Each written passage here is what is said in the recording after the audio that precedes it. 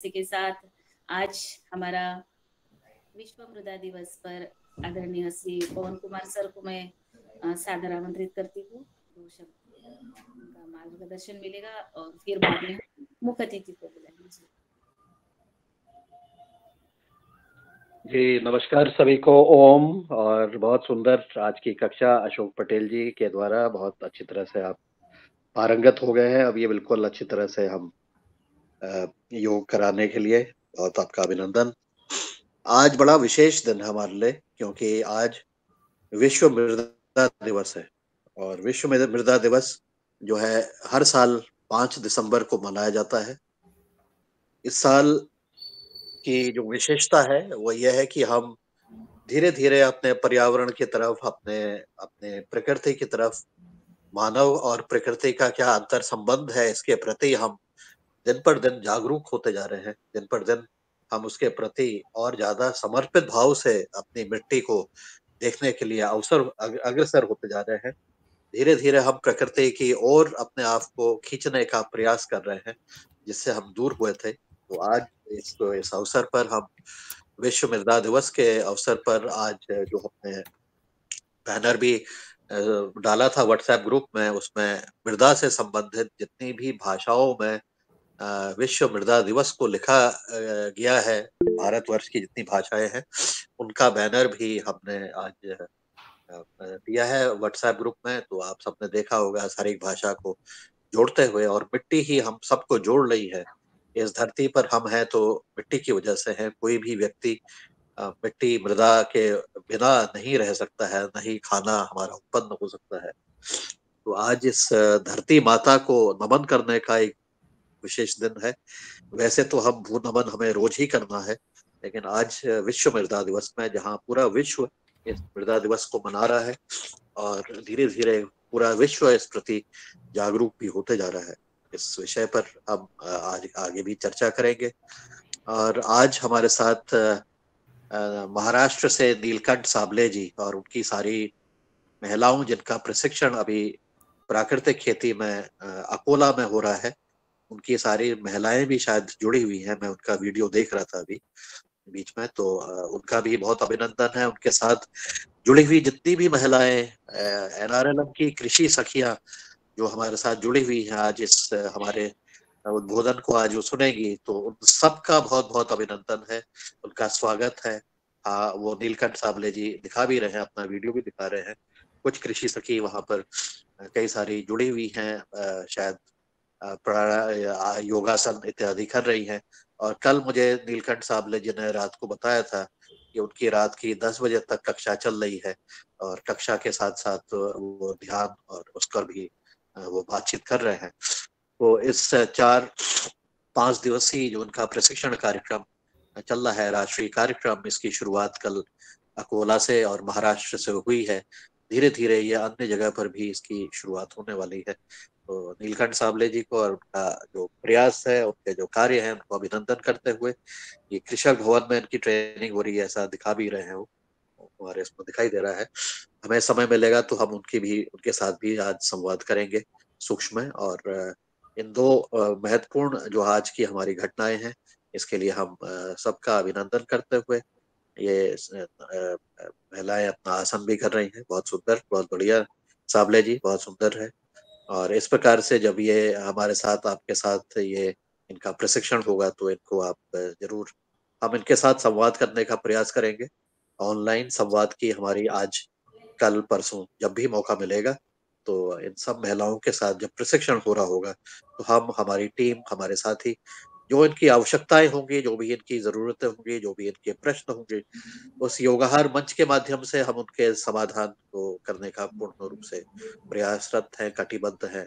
और इसी के साथ फिर आज के इस विश्व मृदा दिवस के अवसर पर सभी को बहुत बहुत शुभकामनाएं। बहुत बहुत हम आशा करते हैं कि यह दिवस तो केवल साल में एक बार होता है, लेकिन हम प्रतिदिन हम अपने जो अपने कार्यों से और अपने लिए जाने वाले नई जानकारी, नवीनतम जानकारी और हमारे मन में जो परिवर्तन होता है, उससे रोज ही हम इस मृदा को, माटी को हम रोज प्रणाम करें।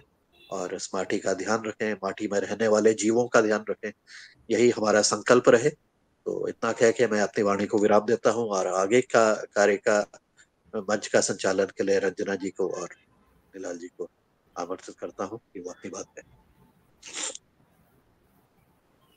आज के मुख्य अतिथियों को भी बुलाने का कार्य करें। धन्यवाद जी। धन्यवाद सर, बहुत सुंदर सर, आपका मार्गदर्शन। आज सच में मृदा दिवस और हमें गर्व होना है। हमें इस धरती के ऊपर सब रह रहे हैं, इस धरती की रक्षा करना हमारा कर्तव्य है। और जैसे कि आज मृदा दिवस अपने अपने जिस स्थल पर सभी ने बड़े उत्सव के साथ किया करना चाहिए। और फिर मैं आगे हमारे मुख्य अतिथि, कल हमने डांग जिले के बारे में, जो जैविक प्राकृतिक जिला घोषित हुआ है, उनके बारे में हमने सदन में पूरे उन्होंने रिकॉर्डिंग सहित उन्होंने बहुत ही अच्छी सुंदर प्रस्तुति हमें दिखाई कि किस तरह से डांग जिले का जो वर्णन है, हमें तो लग रहा था कि हम अभी कल डांग जिले में ही है, ऐसे लग रहा था। इतना सुंदर भव्य दिव्य दिखाया। तो आज भी वो हमें डांग जिले के बारे में ही आज पूरी जानकारी और देंगे। और फिर आज हमारे किसी अन्य भाई बहनों के सवाल भी रह गए हैं कल, तो उनको भी लेंगे। तो मैं आदरणीय नीतू बेन, आदरणीय संदीप भाई पट्टे, आदरणीय भरत भाई सोलंकी जी और आदरणीय डॉक्टर संजीवनी जी, तो मैं उनको सबको सादर आमंत्रित करती हूँ इस योगाहार मंच पर। जी बहुत बहुत धन्यवाद सभी परिवारजनों को। सुप्रभात। बहुत अच्छा लगता है, कल सुबह भी मैंने देखा, आज फिर से देखा कि हम सभी जब योगाहार से जुड़ते हैं तो कैसे मन की स्थिति सुबह सुबह एक कितनी अच्छी, कितनी सुंदर, कितना परिदृश्य बदल जाता है। विश्व मृदा दिवस पर आप सबका हार्दिक स्वागत, अभिनंदन।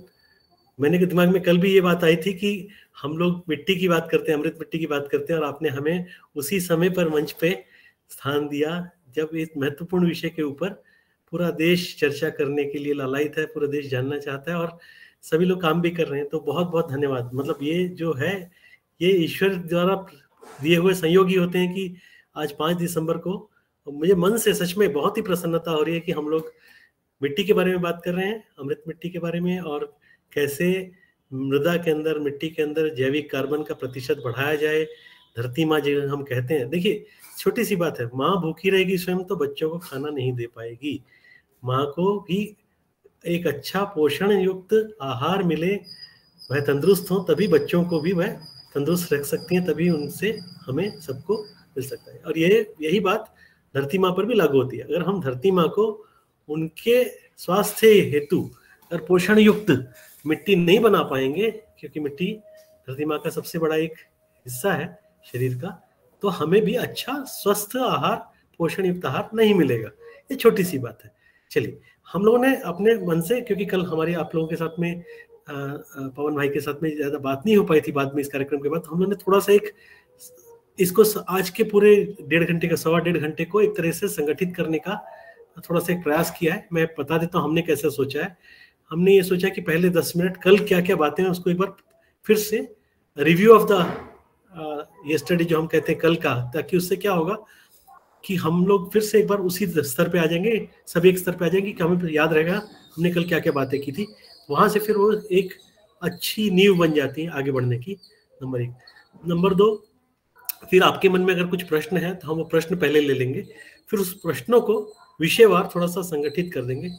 बहुत महत्वपूर्ण, जो कल मैं अपने साथियों के साथ, कल हम लोग ने ऑलमोस्ट 1 घंटा लगाया इसको, आज का 1.5 घंटा हमारा कैसे आपके लिए एक अच्छा बने। मतलब क्योंकि हम ये एक इंटरेक्टिव आपस में परस्पर संवाद का विषय है, इसमें ऐसा नहीं है कि सारा ज्ञान इस तरफ है और उधर। मैं समझता हूँ हम सभी साथी ये समझते हैं सारा ज्ञान आपके पास भी है, हम सब उसको बात करके संवाद की स्थिति इस तरह से लेके जाए ताकि वह सारा ज्ञान हम सभी के लिए इकट्ठे आ सके। तो उसके लिए उद्देश्य, हम क्यों जुड़ रहे हैं, उनके क्या उद्देश्य है, जुड़ाव के उद्देश्य क्या है। उद्देश्य यानी कितने समय में, किन किन जगहों में, किन किन साथियों के साथ में क्या क्या कर सकते हैं, संभव कर सकते हैं, इसके बारे में भी थोड़ी सी चर्चा करेंगे। तो कुछ उद्देश्य हमने लिखे सोच करके, उनको सबको हम आपस में आज चर्चा करके एक अच्छे से उसको एक अच्छे फाइनलाइज स्टेटमेंट के तौर पे ले लेंगे, ताकि हम उसी उद्देश्य के आधार पे बाकी भी कार्यक्रम के साथ काम कर सके। फिर हम लोग जो काम करते हैं आज, उसके बारे में कल उसके बारे में बहुत ज़्यादा बात नहीं हो पाई थी। अभी हम क्या क्या करते हैं, तो उसके ऊपर एक छोटा प्रेजेंटेशन अगर आप लोग की अनुमति हो, और फिर से क्वेश्चन आंसर और विषयों का चयन, ताकि उन्हीं विषयों के आधार पे फिर धीरे धीरे एक एक सत्र को आगे ले जा सके। क्या कहते हैं, ठीक लग रहा है? ऐसा करें, तो ऐसा करके आगे बढ़े आज। जी जी जी सर जी, ठीक है, ठीक है। तो आप सभी साथियों से निवेदन है कि जब भी आपको मन में लगे तो आप हैंड रेस कर सकते हैं, अपने आप को अनम्यूट कर सकते हैं, बात कर सकते हैं, रोक दें। हम लोग कई दफे ऐसा होता है कि हम लोग तो अपने काम के हिसाब से चलते, तो हम लोगों को जिस विषय में तो हम बहुत तेजी से आगे बढ़ने लगते हैं। तो जहां आपको लगे गति बहुत ज्यादा है, उसको रोकने की जरूरत है, तो कृपा करके, और मेरे साथ खासतौर से ऐसा बहुत होता है, मैं पहले से विनम्रता से आपसे वार्ता करता हूँ, रोक दीजिएगा। प्रश्न जहां पे हो वहां पे प्रश्न लेना ज्यादा जरूरी है। ये विषय ऐसा है, जैसे ही प्रश्न आया चैट बॉक्स में टाइप कर दीजिए, मुझे दिख जाएगा यहाँ पे आ गया है, खटाक से हम लोग बात कर पाएंगे, है ना। और रोक दीजिए, बोल दीजिए कि यहाँ पे एक शंका आई है, यहाँ पे एक संशय, यहाँ पे एक, या संशय नहीं भी है, एक प्रश्न है, प्रश्न ही सबसे अच्छी बात है, हम वहीं से रुक के आगे चलेंगे। तो फिर से कल का पुनरावृत्ति थोड़ा सा छोटा सा संक्षिप्त में करता हूँ। कल हम लोगों ने बातचीत शुरू की कि कैसे हम लोगों ने अपना काम शुरू किया। हम लोगों ने अपना काम शुरू किया गुजरात में, गोपका नाम की संस्था गुजरात सरकार ने बनाई, Gujarat organic producers certification agency के नाम से। गोपका में हमारे जो साथी हैं नीतूबेन पटेल जी, उनको उनके बोर्ड में आमंत्रित किया गया। तो उन्होंने एक पूरा कार्यक्रम बना के दिया सरकार को कि क्यों ना हम पूरा एक जिला या और भी कई जिलों में जहाँ पे ऑलरेडी, यहाँ पे पहले से ही रसायन बहुत कम मात्रा में जाता है, उनको मदद क्यों ना करें। क्योंकि आमतौर पे कृषि कार्यों में लोगों के मन में ये बात होती है कि मैं जैसे ही रसायन मुक्त करूंगा या करूंगी अपनी खेती को, मेरी उत्पादकता कम हो जाएगी, मेरे खेत से प्रोडक्शन कम हो जाएगा, मेरा पैसा कम हो जाएगा। बिल्कुल सही बात है, ये एकदम सही चिंता का विषय है किसान भाइयों बहनों के लिए, क्योंकि उनकी रोजी रोटी अगर इसी बात से चलती है तो ये भरोसा दिलाना बहुत जरूरी है, दिखा करके कि इससे लागत कम होगी कृषि की। हाँ, ये इसने अच्छा किया। कृपया अपने सवाल चैट बॉक्स में भेजिए, बिल्कुल सही बात है। और तो लागत कम करते हुए भी उत्पादकता कम ना हो, हम दिखा सकें कि हाँ, अगर इस साल आपके खेत में प्रति एकड़ इतनी उत्पादकता थी, ये बराबर उतनी ही रहेगी या उससे बढ़ जाएगी। किसी भी दिन, एक भी दिन, एक कुछ भी समय का आपको नुकसान नहीं उठाना पड़ेगा, ये दिखाना बहुत जरूरी था। तो 1.5 साल पहले मेरी तरफ से थोड़ा सा आपको आवाजें आ रही होंगी, गली में जो कचरा गाड़ी आती है वो चली जाएगी 2 मिनट में। तो अगर मैं थोड़ा जोर से भी बोल रहा हूँ इसीलिए, ताकि आपको मेरी आवाज पहुंच सके। उम्मीद करता हूँ मेरी आवाज आ रही होगी अब तक। जी जी आ रही है, जी आ रही है सर। ये गाड़ी अभी चली जाएगी, इस पे आवाज नहीं आएगी। तो मैंने कल भी बहुत कोशिश की थी कोई ऐसी जगह हो जहाँ पे आवाजें ना आए, कम आए। तो आज भी कोशिश करके ऐसी जगह पे बैठा हूँ। तो इसको हम लोग बोलते हैं hazards of a professional world. मतलब जब से हमने कोविड के बाद से ऑनलाइन सब कुछ शुरू किया, उसके फायदे तो हैं। हम लोग देखिए कितनी बड़ी दुनिया से इधर उधर से हर जगह से जुड़ रहे हैं, लेकिन थोड़ा नुकसान ये है कि ये सब पीछे वाली आवाजों को हम काट नहीं पाते। तो पूरा चैलेंज क्या था हमारे सामने, पूरा एक जो कि किसान को प्राकृतिक कृषि में ले जाना है, सर्टिफिकेशन, ऑर्गेनिक सर्टिफिकेशन, जो कि बहुत जरूरी है। देखिए बहुत दफे आपने भी सुना होगा, हम लोग भी अपने काम के पहले सुनते थे, क्यों सर्टिफिकेशन करना, ये पाश्चात्य सभ्यता का एक हिस्सा है। लेकिन कुछ भी कहें, अगर पैसा किसान को ज्यादा मिलने वाला है एक सर्टिफिकेशन प्रोसेस से, एक मृदा जो उसको हम चेंज करने की वजह से, अगर हम उसको परिवर्तित कर देते हैं, रसायन मुक्त कर देते हैं, रसायन मुक्त कृषि के सर्टिफिकेशन की वजह से उसको ज्यादा पैसा मिलने वाला है, तो उसको उस पैसे से क्यों वंचित रखा जाए। पहला प्रश्न ये है, हम लोग के मन में भी आया। और हमारा जवाब था कि चलो करते हैं, इसको करते हैं, क्योंकि इनको भाई बहनों को अतिरिक्त पैसा आमदनी मिलना बहुत जरूरी है। क्यों जरूरी है ये करना? क्योंकि मैंने कल भी कहा था, कृषि में अगर आप देखें तो कृषि में 3 सबसे बड़े समस्याओं का समाधान आप कर रहे हैं अगर हम इसको प्राकृतिक कृषि में परिवर्तित करते हैं। तो पहला, स्थानीय स्तर पे बहुत सारा रोजगार पैदा होगा। रोजगार यानी मतलब उद्यम पैदा होगा। रोजगार शब्द गलत कहूंगा, मेरी गलती है, मैं कहूंगा उद्यम पैदा होगा। कृषि भी एक उद्यम है, कृषि भी एक एंटरप्राइज है।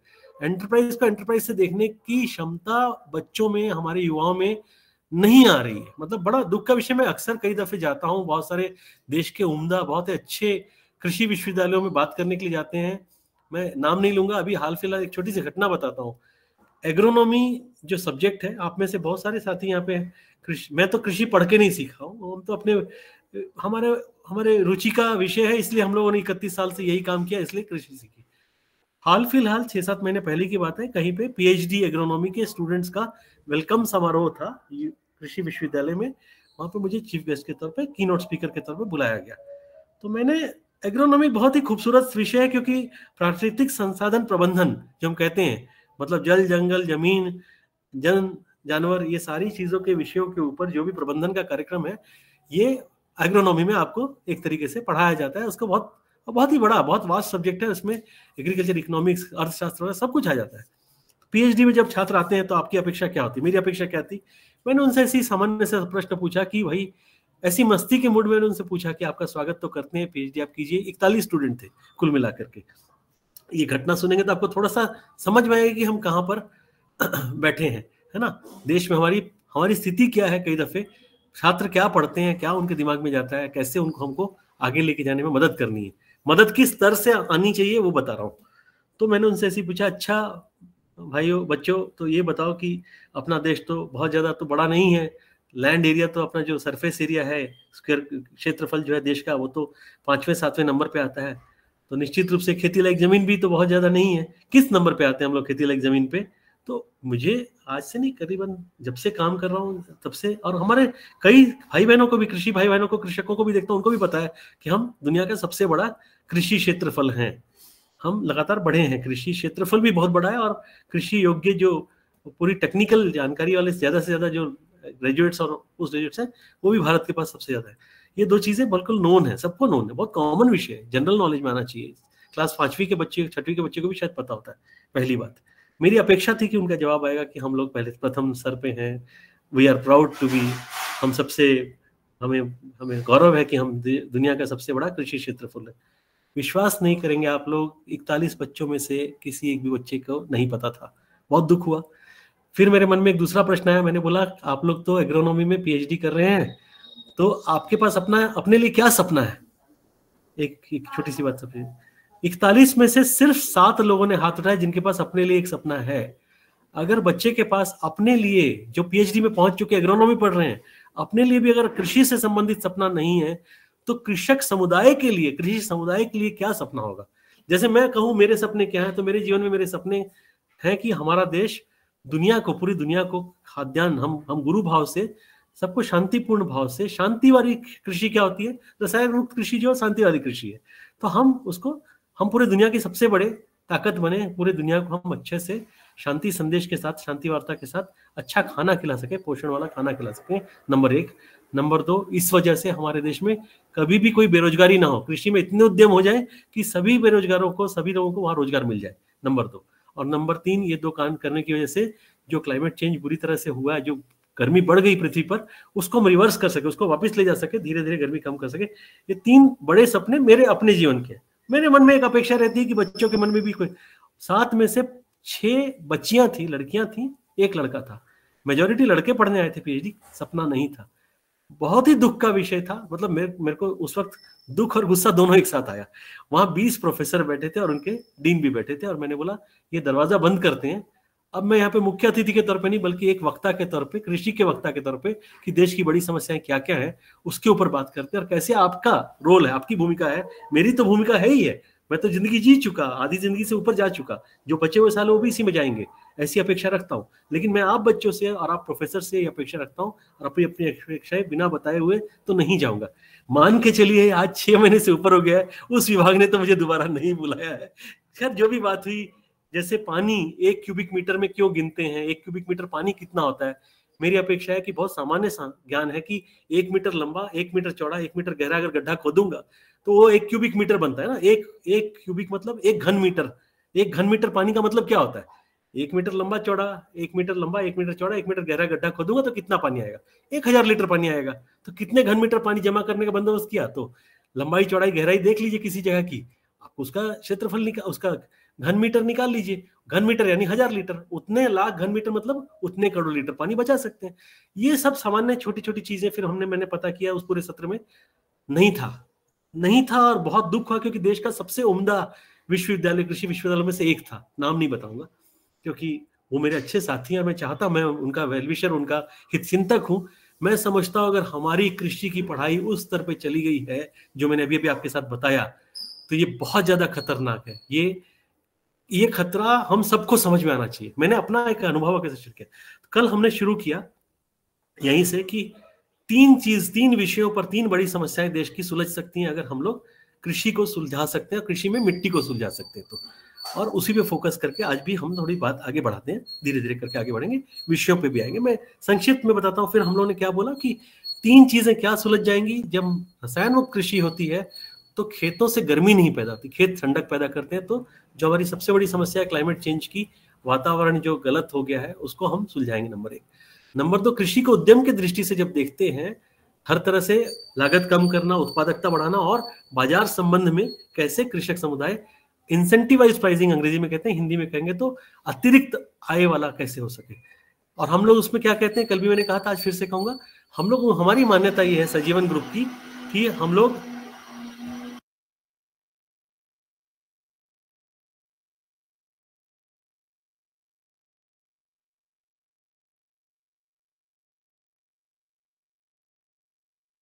आप म्यूट हो चुके हैं महोदय जी। मेरी तरफ से थोड़ी सी आवाज आई थी, क्षमा चाहता हूँ, इसलिए मैंने म्यूट किया था ताकि वो इतना शोर मेरे पास ही था तो मुझे लगा यहाँ से आप तक कुछ हो रहे हैं। हमारी मान्यता ये है कि किसी भी जगह को डबलिंग ऑफ फार्मर इनकम सिर्फ कह देना वो जरूरी है, निश्चित रूप से जरूरी है, पर 30,000 प्रति एकड़ को 60,000 प्रति एकड़ आज के समय में कर दिया। और मेजोरिटी हमारे जो मेजर जो वर्कफोर्स या हमारे जो साथी हैं कृषक समुदाय को सीमांत और लघु किसान ही हैं, 1 हेक्टेयर से 2 हेक्टेयर के बीच में उनकी जमीनें आती हैं। तो 5 एकड़ वाला भी 60,000 के हिसाब से भी अगर कमाएगा तो अतिरिक्त आय जो है उसको 30,000 के हिसाब से 1.5 लाख की हुई। लेकिन अतिरिक्त आय जब तक 3, 3.5 लाख, 4 लाख प्रति वर्ष की नहीं होगी, तब तक वो एक सामान्य अच्छा जीवन जिसमें बच्चों की अच्छी पढ़ाई हो, जो उनकी भी मन में आकांक्षाएं वो पूरी हो, अच्छा पढ़ना, अच्छे घर में रहना, अच्छे तरीके से रहना जैसा हम सभी रहते हैं, वो उनकी। तो हम लोगों ने माना है कि अतिरिक्त आय 1 हेक्टेयर से भी कम से कम 3.5 से 4 लाख पहुंचा सकें, ऐसे प्रयोग करते हैं अपनी टेक्नोलॉजी में। तो हम लोग ये सोच के चलते हैं वो पॉसिबल है, वो संभव है। और हमारा विज्ञान नहीं तो पूर्वजों का विज्ञान है, हम उसको वापस लेके आ रहे हैं। 40-50 साल के बाद हम लोग को समझ में आ रहा है कि हम लोगों ने क्या गलतियां की, तो हम फिर से पुनरावृत्ति कर रहे हैं। पुनरावृत्ति में करने में ज्यादा समय नहीं लगना चाहिए, है ना, है कि नहीं। तो पुनरावृत्ति में हम लोग ज्यादा अच्छा समय ना लगा के हम इसको जल्दी से सीख सकते हैं। और अपना यहाँ पे कल्पना जी ने एक सवाल भी पूछा, हम लोग आते हैं उस पर। कल्पना जी थोड़ा सा 2 मिनट में कल की क्या क्या बातचीत उसको संभव करके और उसका फिर आप लोग सवाल जवाब पे बात शुरू करेंगे। तो पहली बात, अच्छी कमाई हो, सतत कमाई हो। सतत कृषि यानी कि सब कुछ सभी लोगों को अच्छे से आमदनी मिल सके उसी बाजार में। बाजार बहुत बड़ा है अपने देश का या सभी विश्व का बाजार अगर देखेंगे तो खाना तो सबको खाना ही है, स्वस्थ खाना भी खाना है, पोषण युक्त आहार भी खाना है। तो इसलिए निश्चित रूप से बाजार तो बढ़ता ही जा रहा है और अपने देश को बाजार मानते हुए बहुत सारे लोग यहाँ पे आके काम कर रहे हैं। हम ही लोग इसको अगर ना देख पाए कि हम अपने देश में हमारा क्या कंजम्पशन पैटर्न है, हम उसके हिसाब से क्या कर सकते हैं। अच्छा, उसमें भी दिक्कत क्या होती है, कई लोग जैसे आपने देखा होगा हाल फिलहाल, मतलब मेरे भी घर में मैंने देखा है, मेरे अपने बच्चों को बड़े होते देखा है, उन्होंने भी बीच में बाजारी व्यवस्था में क्या होता है कि हम जो नाचोस और ये जो ऊट पटांग चीजें जिसको जंक फूड कहते हैं, जंक फूड के ऊपर बहुत ज्यादा पैसा खर्च करना पसंद करते हैं। अच्छे स्वस्थ पोषण युक्त आहार के ऊपर खर्च करने के लिए ना तो कोई ब्रांड है,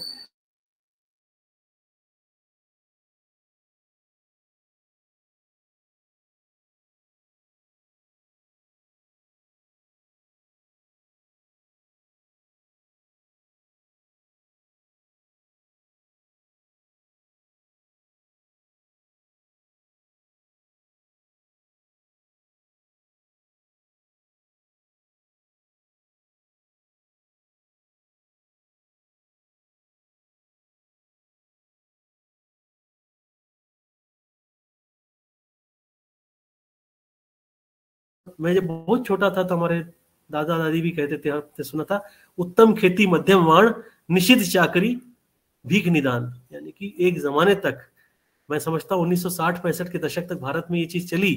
सबसे बेहतरीन काम क्या है दुनिया का, संसार का, कृषि, उत्तम खेती, मध्यम वाण, निषिद्ध चाकरी, हो सके तो नौकरी ना करना, निषिद्ध हो सके तो नौकरी ना करना, भीख निदान। आज हम कैसे संसार में रह रहे हैं?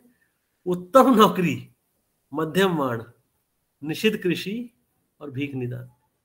दिखता है कि नहीं? सबको दिख रहा है? नहीं? एक बार जरा सा अनम्यूट करके बोलिए तो हाँ कहेंगे तो मेरा मन निश्चिंत हो जाए कि साथी लोग मेरे साथ हैं, हम सही रास्ते पे जा रहे हैं। नहीं जी बिल्कुल सही बोल रहे हैं, बिल्कुल सही बोल रहे हैं, बिल्कुल सही। ऐसा दिखता है ना? देखिए 200 एकड़ वाला किसान भी कहता है कि मैं अपने बच्चों को खेतीहर तो नहीं बनाऊंगा। अरे क्यों भाई, आप तो अच्छे समृद्ध किसान है। नहीं, बहुत जोखिम है। और छोटा किसान भी कहता है मैं अपने बच्चों को तो कृषक नहीं बनाऊंगा। जोखिम के साथ साथ सम्मान भी नहीं। आज हम 4 जगह बैठे हैं, हमारे बीच में अगर अभी हम एक परिचय सत्र शुरू करें और किसी को अगर ये कहना हो सच में कि मैं कहूँगा ठीक है, हम लोग एक संस्था चलाते हैं, उद्यमी लोग हैं और कृषि सेवाएं देते हैं, ठीक है। आप सभी लोग साथी, कुछ कोई कहेंगे मैं डॉक्टर सचिन परमार कहेंगे मैं रिसर्च एंड डेवलपमेंट का साथी हूँ और मैं R&D डॉक्यूमेंटेशन, R&D प्रयोग करना और सारा सर्टिफिकेशन और ये सारी चीजें इस विज्ञान का वैज्ञानिक हूँ और सजीवन के साथ काम करता हूँ। अगर हम में से किसी को कहना पड़ेगा, दिल से कहिएगा इस बात में, ये प्रश्न आएगा कि मैं किसान हूँ, समाज जब कोई बोलता है परिचय सत्र में अपने बारे में कि मैं किसान हूँ और बिल्कुल गौरव के साथ भी बोलता है, तो बाकी लोगों का उनके प्रति नजरिया कैसा होता है जरा ध्यान से देखिएगा, सोचिएगा 1 मिनट के लिए। बहुत बहुत क्या बोलूं, क्रिटिकल प्रश्न है हम लोगों के सबके लिए, क्योंकि खाना नहीं आएगा हम में से कोई जीवित नहीं रहने वाला। खाना बड़ी मात्रा में आए लेकिन पोषण युक्त ना आए तो भी हमें स्वस्थ नहीं मिलेगा। तो जो खाना देने वाला व्यक्ति है, खेतीहर है, जब वो अपना परिचय हम सबके बीच में समाज में वर्ग में देता है कि मैं खेतीहर हूं, मैं किसान हूं, सच में दिल पे हाथ रख के सोचिए और बोलिए क्या समाज उनको एक बहुत अच्छी बात है। कृष्णा जी बहुत बहुत स्वागत है, आप किसान पुत्र भी और किसान भी हैं ये जान के। और सच में बताइए कृष्णा जी, आपसे प्रश्न है, जब आप एक बड़े समाज में सारे लोग, जहाँ प्रोफेसर भी है, डॉक्टर भी, इंजीनियर भी, सबके बीच में बैठते हैं और बोलते हैं कि मैं किसान हूं, तो बाकी लोगों का आपके प्रति कैसी मानसिकता होती है, जरा थोड़ा सा जरूर बताइए। आप बोलिए कैसा लगता है? बहुत ज्यादा मान सम्मान के साथ स्वीकार किए जाते हैं, बहुत अच्छे गौरव की दृष्टि से लोग देखते हैं, अपने बच्चों को आपके पास पढ़ाई के भेजते हैं कि हाँ पढ़ा लीजिए, या बोलते हैं ठीक है किसानी तो है, ऐसा फीलिंग आता है। क्योंकि मेरे को ये इंक्रीजिंगली ये फीलिंग बहुत सालों से मैं देख रहा हूँ बढ़ती जा रही है, अरे ये किसान है, इस तरह की फीलिंग। क्या बोलते हैं कृष्णा जी? अनम्यूट करके थोड़ा बताइए, जब आप बताते हैं समाज में कैसा लगता है? किसान का पुत्र हूँ, मैंने टेक्स्ट में लिखा है जी, किसान पुत्र हूँ। किसान हमारे पिताजी अच्छे किसान थे। अब मैं तो 40 साल सेवा में रह गया, सेवा के बाद मैं किसान में एक मार्जिनल फार्मर के रूप में हूँ। तो बस विशेष और एक फार्मर ट्रेनर भी हूँ, विशेष तो क्या कहूँ, और जिससे जुड़ा हुआ हूँ पतंजलि से जैविक ट्रेनर के माध्यम से बहुत लोग कर चुके हैं, ट्रेनिंग दे चुके हैं। खेती कीजिए आप लोग, कम से कम अपने लायक खेती कीजिए। जी बिल्कुल, ये बहुत धन्यवाद, बहुत धन्यवाद आपकी बात करने, बहुत धन्यवाद। अभी मुनीलाल भाई ने भी लिखा, हम गौरव है और बिल्कुल ये गौरव बना के रखना, क्योंकि ये गौरव मुनीलाल भाई सिर्फ आपका, मेरा, कृष्णा भाई का नहीं, हम सबका नहीं, ये गौरव समाज में भी किसान को एक गौरवपूर्ण वर्ग पे ले जाने की जो पूरी जद्दोजहद, हमारा जो अगर युद्ध है, हमारी समस्या है, सबसे बड़ी बात जानते हैं क्या देश में इस वक्त? किसान कहलाने में लोगों को शर्म आने लगी है बड़ी मात्रा में। हम लोग को नहीं, हम लोगों को तो अच्छा लगता है। मेरे पास तो जमीन भी नहीं इनफैक्ट, क्योंकि मेरे माता पिता तो हम पंजाबी, हिंदू पंजाबी हैं, वो तो पाकिस्तान से आए थे।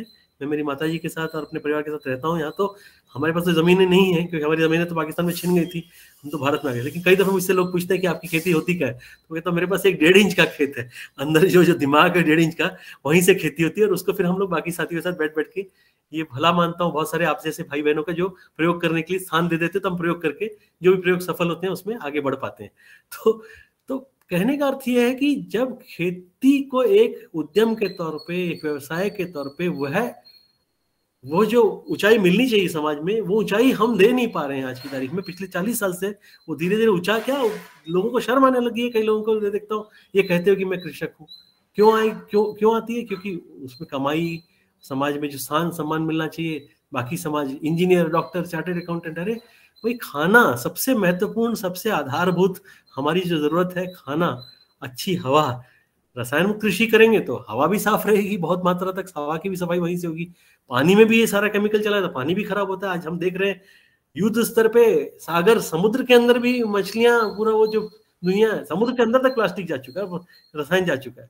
आप सोचिए हमने कहाँ तक खिलवाड़ कर रखा है माँ प्रकृति के साथ, मृदा माँ के साथ, धरती माँ के साथ। तो कल यही बातों पे पूरी चर्चा करके फिर हमने थोड़ा थोड़ा करके दिखाया कि डांग में जो हम 13,600 भाई बहनों के साथ काम कर रहे हैं कैसे हुआ और सब। तो ये कल का पूरा विषय था। उसके बाद आप भाई बहनों ने प्रश्न पूछे, मैंने लगता है थोड़ा ज्यादा समय भी ले लिया। अभी हम धीरे धीरे करके प्रश्न उत्तर पे आते हैं कि प्रश्न उत्तर में देखिए, अभी यहाँ पे कल्पना जी ने पहला प्रश्न पूछा, अमृत माटी अमृत पानी कैसे तैयार करते हैं? अपीडा क्या है? अपीडा क्या है पहले बता देता हूँ।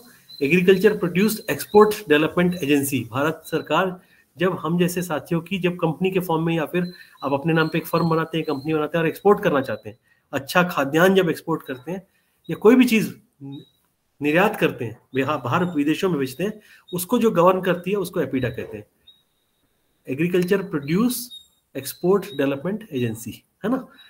अमृत पानी कैसे तैयार करते हैं? टेक्निकल सेशंस इसके अलग से पूरे ले लें, अमृत पानी अमृत मिट्टी के, तो चलेगा, मतलब क्योंकि फिर तकनीकी तौर पे लंबे सत्र होंगे, पूरी बात उस पर चलेगी। आज थोड़ा सा हमने जो स्ट्रक्चरिंग किया कि हम लोग जो जुड़े हैं इसके उद्देश्य, एक सॉलिड उद्देश्य 2-3 लिखेंगे तो हम लोगों को उसके ऊपर सत्र बनाना आसान रहेगा। रोज बात करने के लिए हम लोग तैयार हैं, हम आपके साथ जुड़े देश में जगह जगह हमारे जैसा काम आपके साथ हम लोग बाकी जिलों में भी ले जा सके, कर सकें, यही एक हमारा उद्देश्य रहेगा। फिर है आज विश्व मृदा दिवस पर, अच्छा स्वागत है, धन्यवाद। आपने कहा है कृष्णा भाई ने, मैं किसान पुत्र, बिल्कुल सही बात है। और मुनीलाल भाई ने कहा है जो परिवार खेत, गाय और फल फूल सब्जी का आनंद ले चुके हैं वे हमेशा खेती को पसंद करेंगे। हम किसान होने और खेती करने पर गर्व करते हैं। बिल्कुल स्वागत है। हम सबको गर्व होना चाहिए कि हम लोगों को जो मानव जीवन में सबसे आधारभूत समस्या है, श्वास की, पानी की और खाने की, उसको दूर करने का सबसे बड़ा काम जो करता है उसको गर्व होना ही चाहिए। सुमित वर्मा जी ने कहा है यहाँ पे हमारी जाति कुर्मी है पर नाम के, तो मैं हमेशा से कहता हूँ कि जब तक पूर्णतः कृषि आधारित जीवन ना हो जाए, कृषि कर्म करने वाले ना हो जाए, तो कुर्मी भी नहीं। बिल्कुल सच बात है सुमित भाई। हम सबको इसके लिए हम सबको प्रयास प्रयोग करने पड़ेंगे और हम सबको जहां भी हो सके। मेरे बारे में जब मैं मुंबई में रहता था तो लोग कहते थे कि संदीप को किसी टैक्सी वाले के साथ 2 घंटे के लिए स्टेशन जाने के लिए, मैं खारघर में रहता था, वहां स्टेशन जाने के लिए छोड़ दो तो वो उससे पूछेंगे पहले आप कहाँ से आए हो, मुंबई के तो नहीं हो, अगर उत्तर प्रदेश से आए हैं या बिहार से आए हैं तो उनको पूछे वहाँ खेत है कि नहीं है। ऐसा होता था, सच में ऐसा मैंने बहुत समय बिताया, जो कि लोग गलत मानते, लेकिन कई लोग उसमें से एक्चुअली खेती में वापस ध्यान लिया उन्होंने और आज भी वापस बोलते हैं, बहुत सालों बाद फोन करके बोलते हैं अच्छे समय पे मुलाकात हुई अपनी, ताकि हम उस खेती को संभाल सके। तो सबसे पहले माझी खेती माझे प्रयोग सबसे पहले हमें करना पड़ेगा, फिर हम किसान को बोल सकेंगे कि रसायन मुक्त कृषि करा। बिल्कुल सही बात है सुमित जी। विनोद भट्ट साहब ने लिखा है सर्टिफिकेशन खर्च अभी तो संस्था या सरकार कर रही है, आपका क्या प्रोग्राम है, कैसे भविष्य में इसको जारी रखेंगे? बिल्कुल सही बात है। आज की प्रेजेंटेशन में निश्चित रूप से इसको हम लोग बिल्कुल सही चिंता का, चर्चा का विषय है, हम लोग कैसे कर रहे हैं। विनोद भट्ट भाई, अगर मैं सही हूं तो आप मेरे प्रिय मित्र डॉक्टर विनोद भट्ट देहरादून से तो नहीं है, नवधान्या वाले? हाँ या ना में जवाब दीजिए, क्योंकि कल भी मैंने आपको देखा था, कल मैं पूछते पूछते रह गया था। क्योंकि हम आप सभी साथियों के लिए बता दें, डॉक्टर विनोद भट्ट साहब जो है उन्होंने बड़ी मात्रा में बहुत सारे देसी बीज, अच्छे बीजों का संरक्षण का बहुत सालों से कार्यक्रम किया है, सीईओ रहे हैं नवधान्या संस्था में, और हम लोग अभी हाल फिलहाल इस साल जुड़ने का प्रयास कर रहे हैं साथ में, ताकि बड़ी मात्रा में देसी बीजों का काम आगे बढ़ा सकें। उसके लिए सजीवन सीड वेंचर प्राइवेट लिमिटेड एक अलग कंपनी भी बनाई है, इसके बारे में भी विषय होगा तो अलग से बात करेंगे। बिल्कुल विनोद भाई, इसको आगे बढ़ाने का कैसा कार्यक्रम है एक प्रेजेंटेशन में दिखाऊंगा। मुनीलाल भाई ने लिखा है हम जो किसान प्राकृतिक जैविक कृषि कर रहे हैं देश के सैनिक जैसी राष्ट्रीय सेवा और सुरक्षा कर रहे हैं। बिल्कुल सही बात है, इसलिए हम सदा गौरव और गर्व महसूस करते हैं। सभी किसान देश का पवित्र और सर्वोच्च कार्य कर रहे हैं। सर जी, आम किसान को नहीं, जैविक किसान को जरूर सम्मान करते हैं लोग। विनोद भाई ने हाँ कहा, बहुत बहुत धन्यवाद विनोद भाई। समझ में आ गया मुझे भी कि हम लोग सब एक जैसे लोग हैं, योग कृषि सब साथ में जुड़ते हैं। आम किसान को नहीं, जैविक किसान को जरूर सम्मान करते हैं लोग। सही बात है राकेश भाई। और ज्यादा से ज्यादा जैविक किसान इसलिए होने चाहिए तो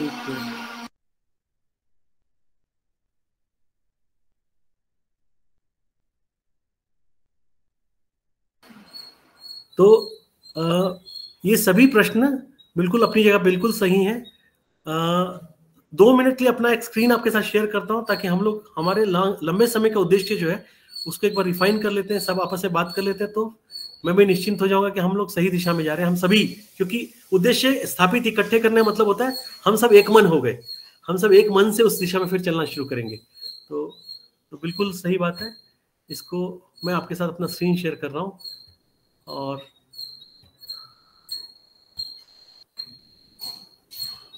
तो ये हमारा आज का हमने कार्यक्रम की जो रूपरेखा रखी इस तरह से रखी है। अपडेट ऑफ यस्टरडे हो चुका, हमारी प्रेजेंटेशन थोड़ी देर में दिखा दूंगा, उसमें बहुत सारे सवालों के जवाब आ जाएंगे। ऑब्जेक्टिव सेटिंग 20 मिनट का भी कर लेते हैं और उसके बाद तो मैंने मेरी तरफ से मैं आपके पास ये ऑब्जेक्टिव सेटिंग छोड़ दे रहा हूँ ताकि आप लोग भी सोचिएगा और उसके बाद फिर इस पे बात करेंगे। आपको मेरा स्क्रीन दिख रहा है ना? जी दिख रहा है। पहला उद्देश्य मैंने ये रखा है कि हम ऑनलाइन या जहां जहां हो सकेगा ऑफलाइन वहां पे, एक मिनट है थोड़ा सा, सजीवन टीम ऑनलाइन जहां जहां धीरे धीरे हो सके आपके साथ अलग अलग जगहों में अलग अलग राज्यों में जाकर के ऑफलाइन भी हम ऑर्गेनिक सर्टिफिकेशन का जो हम काम करते हैं उसकी ट्रेनिंग देना या आपके साथ जैविक कृषि को आगे बढ़ाने में मदद करना, इसके प्रोजेक्ट्स पे काम करेंगे। ये हमने अपने लिए पहला उद्देश्य रखा है। हम चाहते हैं कि हम आपके साथ बड़े पैमाने पर देश के बाकी राज्यों बाकी जिलों में भी इस काम को ले जा सकें, उसमें आपका मार्गदर्शन आप लोग का सहयोग चाहिए होगा। पहला उद्देश्य हमारे जुड़ाव का, ये जुड़ाव के 3 उद्देश्य मैंने लिखे हैं। अगर इसमें से कुछ और बदलना है बढ़ाना है बताइएगा, सोचिएगा, इसके ऊपर बाद में भी दोबारा चर्चा करेंगे। दूसरा हम ये करेंगे कि हमारे पास जो भी सारा ज्ञान जगह जगह से आता है, जो भी वीडियोस आते हैं, जो भी हम लोगों ने कराया प्रयोग, वो सारा इकट्ठा करेंगे। आप लोग के पास भी बहुत कुछ है, तो हम सब मिलकर यहाँ पे इस प्लेटफॉर्म पे जो आज पवन भाई ने इतना बड़ा एक हमारे लिए, पतंजलि ने इतना बड़ा सहयोग करके इतनी बड़ी संस्था ने, देश की संस्था ने एक प्लेटफॉर्म बनाया, उस पर सारा ज्ञान एकत्रित करेंगे और इसको मुक्त भाव से, इसकी कोई कीमत नहीं, इसकी कीमत है आपका और मेरा समय। हम एक दूसरे के समय देंगे और इस ज्ञान को आगे बढ़ाएंगे।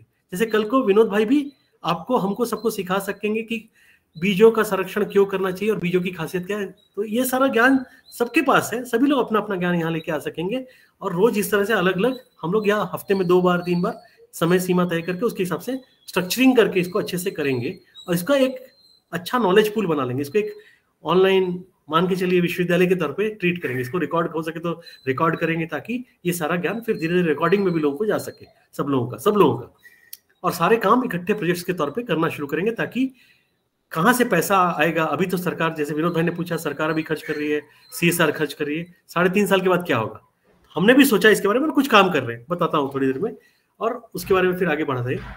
तीसरा, overall collaborative working of Sajeevan and Patanjali in some selected areas of the country. हम जल्दी से कुछ डेमोन्स्ट्रेशन प्रोजेक्ट्स के, मैं क्या कहना चाह रहा हूँ, जल्दी से कुछ अलग अलग राज्यों में आप लोगों की मदद से कुछ अलग डिस्ट्रिक्ट्स में, जिलों में डेमोन्स्ट्रेशन करना, दिखाने के लिए, ताकि लोगों को ये भरोसा आ सके। तो उसका स्केल क्या होगा, उसमें कितना समय लगेगा, फंडिंग कहाँ से आएगी, कहाँ से करेंगे, वो हम लोग सबको मिलके करना पड़ेगा, कुछ हमको सोचना पड़ेगा। कुछ मैं जानता हूँ, कुछ नीतू बहन जानती है, कुछ विनोद भाई जानते हैं, कुछ पवन साहब जानते हैं, तो हम सब लोग मिलके करेंगे तो ये हो जाएगा। तो ये अगले 1-1.5 साल 2 सालों में मेरा मानना है, हम लोग का मानना है कि हम ऐसे कुछ प्रोजेक्ट्स लाके काम कर सकेंगे। इकट्ठे करें तभी हमारे इस जुड़ाव को हम लोग, जो आज हम कह रहे हैं कि जैविक किसान जो, उसको हमको सम्मान दिलाना है, समाज में एक ऊंचाई पे लेके जाना है, उत्तम खेती मध्यम वाण पे लेके जाना है हमको, तो हमको ले जाने के लिए एक प्रयोग करना पड़ेगा। ये हम लोगों ने तीन जो है अपने उद्देश्य रखे हैं। ठीक है, यहाँ रुकता हूं थोड़ा सा, पहले उद्देश्य जी ठीक है सर। अच्छा, यहाँ तब तक कुछ कमेंट आए हैं। सुमित भाई ने लिखा है, ऐसा कोई सेंट्रलाइज्ड डेटाबेस जिसमें हम अपने समीपस्थ अच्छे एनजीओ व्यक्तिगत जैविक खेती से जुड़ सके। बिल्कुल हो सकता है, बिल्कुल सही बात है, कर सकते हैं। हम कटनी में अभी 1 वर्ष पूर्व भी खेत लेकर प्राकृतिक जीवन जीने का प्रयास कर रहे हैं, तो बिल्कुल कटनी के पास में जहाँ पे भी हम लोग को पता होगा हम आपके साथ शेयर करेंगे जानकारी। और देखिए, साझा करना ज्ञान को बढ़ाने के बराबर होता है। जितना ज्ञान मेरे पास अगर 0.1% है, जिसको आप आज इतना स्थान दे रहे हैं, आपके पास 99.9% है, सभी के पास मिला के। सबको जोड़ना होगा तो हम अपने फार्म हाउस को प्रशिक्षण स्थल भी, वाह क्या बात है, बहुत बढ़िया। बहुत स्वागत है। तालियां मेरे ख्याल से पूरे ग्रुप की तरफ से, सुमित भाई की तरफ। हम अपने फार्म हाउस को प्रशिक्षण स्थल भी बनाना चाहते हैं। बहुत बड़ी बात है, बहुत बड़ी बात है जब हम अपने संसाधनों को भी, अपने मटेरियल संसाधनों को भी, बिल्कुल सुमित भाई अलग से मेरा नंबर, हम लोग का नंबर आपके पास है, हम लोग सब इसको कैसे आगे बढ़ाएंगे संस्थागत तौर पे इसको करते हैं, है ना। और तो ये 3 उद्देश्य मैंने आपके सामने रखे। तीनों उद्देश्य फिर से अगर आप चाहें तो मैं रिपीट कर देता हूँ। पहला, हम जुड़े और एक साथ प्रयोग कर सकें जगह जगह पे, और प्रयोग को दिखा सकें आपके सहयोग से, हम लोग भी। तो जी, यहाँ पे भी एक कमेंट हो रहा है प्रतिभा जी का। प्रतिभा जी बहन जी बोलती है, आदरणीय भाई जी आपका स्वागत है। धर्मेंद्र सिंह बुंदेला, अच्छा प्रतिभा जी के नाम से धर्मेंद्र सिंह बुंदेला भाई हैं। हम बुंदेलखंड से हैं, हमारे यहाँ पर आज भी जंगल और पहाड़ पर वर्षा आधारित कृषि करते हैं, हम आपके साथ काम करना चाहते हैं, बहुत स्वागत है।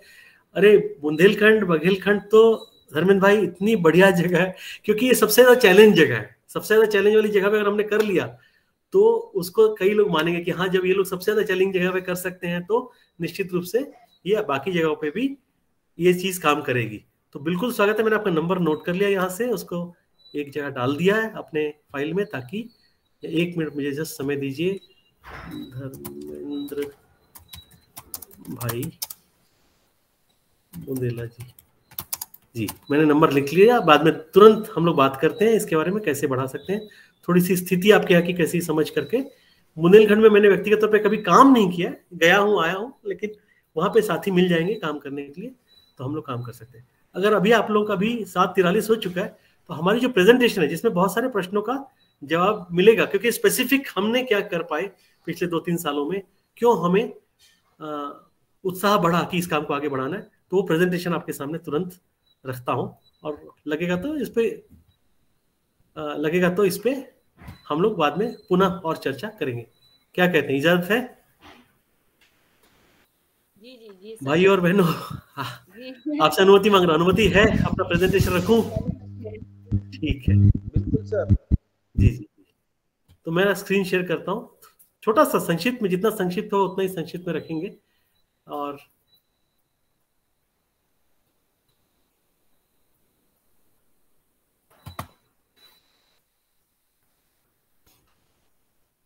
देखिए, जब आप संस्था नहीं बना के कंपनी बनाते तो क्या होता है, आपको पैसा या तो बैंक से कर्ज में लेना पड़ता है या फिर मार्केट से कैपिटल के तौर पे लेना पड़ता है। तो हम लोगों को हमें जो, क्योंकि संस्थाओं को ग्रांट आती है, हमें ग्रांट नहीं आती, हमें फीस आती है काम करने के बदले में, या फिर वो ये इसको समझना बहुत जरूरी है, क्योंकि बढ़ाना है किसी कार्यक्रम को तो उसको हमको व्यावसायिक स्तर पे ले जाके सोचना पड़ेगा। तो व्यावसायिक स्तर पे कैसे काम कर सकते हैं, ये जो डांग में काम हुआ, ये इसमें से जो उनका जो सर्टिफिकेशन होता है, ऑर्गेनिक सर्टिफिकेशन हो जाता है, उसमें जो नहीं बेच पाते उससे हम लोगों ने 250 किस्म के अलग अलग उत्पाद बनाए हैं, उसमें भी प्रशिक्षण कर सकते हैं जगह जगह पे। हर जिले में कुछ ना कुछ वहां की खासियत होती है, वहां की कुछ ना कुछ कृषि उत्पाद ऐसे होते हैं जिनको हम आगे ले जाने का काम कर सकते हैं। और भारतवर्ष तो उस मामले में सबसे ज्यादा जैव विविधता वाला। तो ये आपके सामने जो प्रोडक्ट्स हैं, ये हमारी कुछ प्रोडक्ट्स का फोटोग्राफ्स है ना। ये दीपक भाई सचदे जी, जिनको प्यार से हम लोग दादा या मैं दीपक भाई बुलाता था, महामना व्यक्ति जिनके साथ हमारा सौभाग्य रहा। मध्य प्रदेश में हरदा स्टेशन, रेलवे स्टेशन से 25 किलोमीटर दूर एक गांव है बजवाड़ा। आप में से बहुत सारे साथी शायद हो सकता है पहले गए भी हों, मिले हों कभी। तो आज भी उनका बेटा वत्सल वहां पे कृषि कार्य कर रहा है अपनी पत्नी के साथ। मैं गया नहीं पिछले 2-3 वर्षों से, और उन्होंने ये जो पद्धति अमृत कृषि, ये दीपक भाई ने हम लोग को सिखाया, और इसमें ऐसी ऐसी चीजें सिखाई कि अगर आप देखेंगे तो आप सच में हैरान रह जाएंगे। धीरे धीरे जब हमारे सत्र बढ़ते जाएंगे, हम लोग धीरे धीरे मृदा से आगे, फिर पानी से आगे हॉर्टिकल्चर, अलग अलग चीजों पे जाएंगे, एग्रो फॉरेस्ट्री पे जाएंगे, तो आपको एक एक टेक्नोलॉजी, एक एक टेक्निक के बारे में दिखाएंगे, कैसे कृषि में पैसा, जो समृद्धि कृषि से आ सकती है, जो हम लोगों ने आज तक देखी है। ये व्यक्ति से मेरी मुलाकात हुई 18 सितंबर 2008 को। तारीख इसलिए याद है क्योंकि मुझे एक शौक रहा जीवन में, जो भी परिवर्तन वाली तिथियां आई हैं, जैसे कल आप लोग से मुलाकात हुई तो और आज 5 दिसंबर है, तो 5 दिसंबर याद रहेगा कि हम लोग पतंजलि परिवार से जुड़ गए, और आपने हमें इतना अच्छा एक प्लेटफॉर्म दिया अपनी बात रखने का, अपने काम को आगे बढ़ाने का। सबके साथ जुड़ा हुआ हमारा परिवार बढ़ गया आज से, है ना। तो ये याद रह जाता है, मेरे मन में ऐसे रह जाता है। तो 18 सितंबर 2008 को क्या हुआ, हम इनके घर पहुंचे, गांव में अंदर पूरी कीचड़ वाली गली थी। हम लोग मुंबई से गए थे खासतौर से मिलने के लिए, क्योंकि हमको सुनने में आया था कि जादूगर हैं, कृषि के जादूगर हैं, मृदा के जादूगर हैं, और कुछ भी उगा देते हैं, कहीं भी उगा देते हैं, और बहुत छोटे से आधे एकड़ जमीन से 15 से 20 व्यक्ति को रोज का खाना खिलाते हैं। मानने लायक बात नहीं है, मैं भी नहीं मानता था। मैंने कभी भी अपने जीवन में ऐसे जस्ट मान लिया, ऐसे नहीं हुआ। शुरू में, आजकल सब बातें मान लेता हूँ, शुरू में प्रयोग करके देखता था, उनके साथ रहता था। तो आधा एकड़ खेत से कोई व्यक्ति अनाज भी, फल भी, सब्जी भी और सब कुछ 15 लोगों को रोज का खिला सके, तो मानने लायक बात ही नहीं है। आप भी मत मानिए मेरी बात, है ना, मेरे कहने पर मत मानिए, जाके जरूर देखिए, प्रयोग कीजिए, सीख लीजिए, प्रयोग कीजिए, देखिए क्या होता है। मैंने वैसे ही करके देखा, तो उसमें मेरा 1 साल 1.5 साल उसी में चला गया, क्योंकि बिना प्रयोग किए मैं मानने वालों में से नहीं था। और सच में हम लोग जब वहां गए, उस दिन वहां नाबार्ड के चेयरमैन आए हुए थे। नाबार्ड यानी अपने देश का सबसे बड़ा कृषि विकास बैंक। नाबार्ड के चेयरमैन थे, लोकल जिला कलेक्टर थे, सब लोग की गाड़ी खड़ी थी, 15-20 गाड़ी खड़ी हुई है। हम लोग आए हैं और हमें उन्होंने समय दिया था कि आप 2:30 बजे तक पहुंच जाइएगा, कैसे भी इंदौर एयरपोर्ट से। हम लोग कैसे करके पहुंच गए, हमको समय लगा। जैसे ही हमारा समय हुआ 2:30 बजे, इन्होंने खट से खड़े होकर के सब लोग को हाथ जोड़ दिए, कह दिया आप लोग अब चलिए यहाँ से, आपका समय खत्म हो गया। जो मेरे दूसरे मेहमान आने वाले थे, एक समय, मतलब एक व्यक्ति, कई दफे आप सोच के देखिए, व्यवहारिक ज्ञान में मैं खुद भी शायद ऐसा नहीं करूंगा। मेरे घर में मैंने आपको समय दिया हुआ और साथ में नाबार्ड के चेयरमैन पहले से आके बैठे हैं, तो मैं आपसे हाथ जोड़ के माफी मांगूंगी, भाई आप भी बैठ जाइए 2 मिनट के लिए, जरा सा इनको मेहमान, क्योंकि बहुत बड़े व्यक्ति हैं, हम लोग बड़ा छोटा करेंगे। उन्होंने कोई बड़ा छोटा नहीं किया, उन्होंने तुरंत कहा ये संदीप भाई हैं, बहुत दूर से आ रहे हैं, 1000 किलोमीटर से आ रहे हैं, बहुत समय लगा के आ रहे हैं, अपने सभी बॉसेस को लेकर के आ रहे हैं, दिखाना चाहते हैं। अब आपका समय खत्म, आपको 2 घंटे देने थे, मैंने 2 घंटा 10 मिनट दिया है, अभी आप लोग जाएंगे, या फिर आपको बैठना तो चुपचाप शांति से खेत में घूमिए, मैं इनके साथ अभी बात करूंगा। मैं एकदम हैरान रह गया, बिल्कुल हैरान रह गया। मतलब कैसे व्यक्ति हैं, कल को इनका काम बड़ा हो सकता है, अपनी टेक्नोलॉजी को दूसरों तक पहुंचा सकते हैं, नाबार्ड बड़ा काम कर सकता है। लेकिन यकीन जानिए, उतना कहने के बावजूद भी नाबार्ड चेयरमैन उस वक्त जो भी थे, मुझे एकदम से नाम नहीं याद आ रहा है, डॉक्टर, वो उड़ीसा के व्यक्ति थे और बहुत अच्छे, नहीं महाराष्ट्र के व्यक्ति थे, और वो उसके बाद भी 4-5 साल तक जुड़े रहे, रिटायरमेंट तक जुड़े रहे, उन्होंने बुरा नहीं माना इस बात का। तो ये इस तरह के व्यक्ति थे। बाद में और बातें करेंगे धीरे धीरे। हमारी कंपनी क्या करती है, कल मैंने बहुत समय तक आपको बता दिया। हम लोग यहाँ फोटोग्राफ में थोड़ा बहुत देखेंगे, मैंने मोरलेस आपको बता दिया हम लोग कहाँ कहाँ पे काम करते हैं, तो इसलिए इस स्लाइड पे ज्यादा समय नहीं बिताऊंगा। मतलब किसान की उत्पादकता बढ़ाना, उसका व्यवसायिक दृष्टिकोण देना, जैविक कृषि से व्यवसायिक दृष्टिकोण देना, अच्छे पैसे आ सके, और सतत कृषि कार्यों में या प्राकृतिक कृषि कार्यों में आगे बढ़ना, और समुदाय को, सारे समुदाय को, भारत के, विश्व के समुदाय को अच्छा खाना मिल सके। इन 3 उद्देश्यों के साथ कंपनी शुरू की गई है। हमारे पास अपॉर्चुनिटी, यानी कि हमारे पास बाजार कितना बड़ा है, तो इसको, ये सब तकनीकी डाटा को छोड़ के खाली गिनती कर लें कि हम लोग दिन में हर व्यक्ति दाल, सब्जी, अनाज, सब कुछ, फल फ्रूट सब मिला के कम से कम 1 किलो खा लेता है स्वस्थ रहने के लिए। 144 करोड़ का देश है, अगर 1 किलो औसत में ना भी हो, बहुत लोगों को नहीं मिलता, पर भारत में अभी खाना क्वांटिटी में मिल रहा है। उसके पोषण तत्व की कमी मैं मान सकता हूँ, लेकिन क्वांटिटी अच्छी मिल रही है अभी सबको, तो दूध भी मिलता है सबको। तो अगर हम 1 किलो का, हम 750 ग्राम भी पकड़े, तो रोज का कितना कंजम्पशन पकड़ लीजिए, उसमें अच्छा खाना सबको खाना, ये भी पकड़ लीजिए।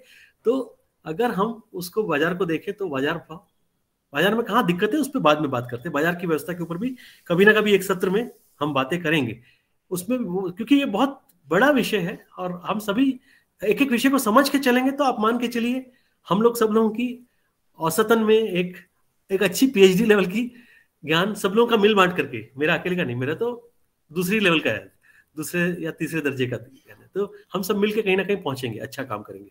ये आपने पढ़ लिया होगा, ये हमारा डेटा है। भारत इस वक्त विश्व का सबसे बड़ा जैविक कृषि करने वाला देश है, बाय द वे, ये समझ लीजिए। विश्व कुछ भी बातें कर ले, हम जो चीज को हाथ लगाते हैं, अभी हम प्रायोगिक स्तर पे है, देश के स्तर पे अभी सिर्फ प्रयोग चल रहे हैं जैविक कृषि के। हम ऑलरेडी बहुत बड़ी मात्रा में, इतनी बड़ी मात्रा में हो गए कि हम सबसे बड़ा जो क्षेत्रफल है जैविक कृषि का, वो भारत के पास है। सबसे ज्यादा नंबर ऑफ जो फार्मर्स हैं, सबसे बड़ा जो कृषक भाई बहन है जैविक कृषि करने वाले, वो भारत के पास है। ये 2 चीजें जान के चलिए, कितनी ताकत है हमारी, है ना। तो यहाँ से जब निकलेंगे, पतंजलि परिवार से हम जब शुरू करेंगे, तो आप सोचिएगा क्या होने वाला है, कितनी बड़ी मात्रा में क्या क्या होने वाला है ना।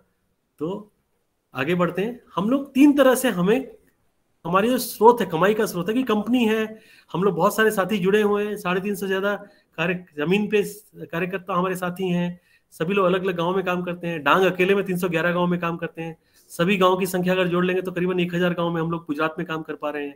झारखंड में गढ़वा जिले में नए गाँव जुड़े हैं और नए राज्य आ रहे हैं। आप लोग भी कल को नए राज्यों में हम लोग सब साथ में करेंगे। तो ये सभी लोगों का पैसा कहाँ से आता है, कल किसी साथी ने पूछा था, तो 3 तरह से आता है। 3 तरह से पहला पैसा आता है जब हमारा प्रोजेक्ट लोकल कोई संस्था अप्रूव कर लेती है कि हम आपको अगले 3.5 साल के लिए साथ में जोड़ते हैं, आप ये काम कीजिए, तो पहला पैसा वहां से आना है। तो उसमें कैसे पैसा आता है, क्योंकि उसमें सरकार उसको कंपनियों के फॉर्मेट में देती है। वो संस्था जो है एक फर्म हो सकती है या फिर एक रजिस्टर्ड कंपनी हो सकती है, क्योंकि उसको फीस मिलती है। तो पहला पैसा फीस का आता है। कितना पैसा आता है फीस का? उसमें सभी लोग कंपनियां अलग अलग तरीके से बिडिंग करती हैं। तो आपके राज्यों में, जिन भी राज्यों में आप बैठे हैं, वहां पे पता कीजिए कौन कौन सी सरकारी संस्था है। जैसे हमारे यहाँ पे गुजरात एग्रो है, या फिर गुजरात एग्रो मतलब गुजरात एग्रीकल्चर डेवलपमेंट कॉर्पोरेशन है ना, या फिर पास में बड़ी कोई कंपनियां हैं। आजकल बड़ी कंपनियों जो CSR निकला है, CSR यानी उनके मुनाफे के ऊपर 2% वो खर्च करते हैं। वो 2% में वो लोग चाहते हैं, कई दफे जेन्युइनली दिल से चाहते हैं। तो हमारे पास में एक रिटेल कंपनी का बाजू वाले जिले का, उन्होंने 5000 किसान का स्पॉन्सरशिप किया है। प्रति किसान हम लोग इस वक्त देश की सबसे कम फीस वाली कंपनी माने जा सकते हैं। हम करीबन 6500 से लेकर 7000 रुपए 3-3.5 साल का हमारा प्रति किसान खर्चा आता है।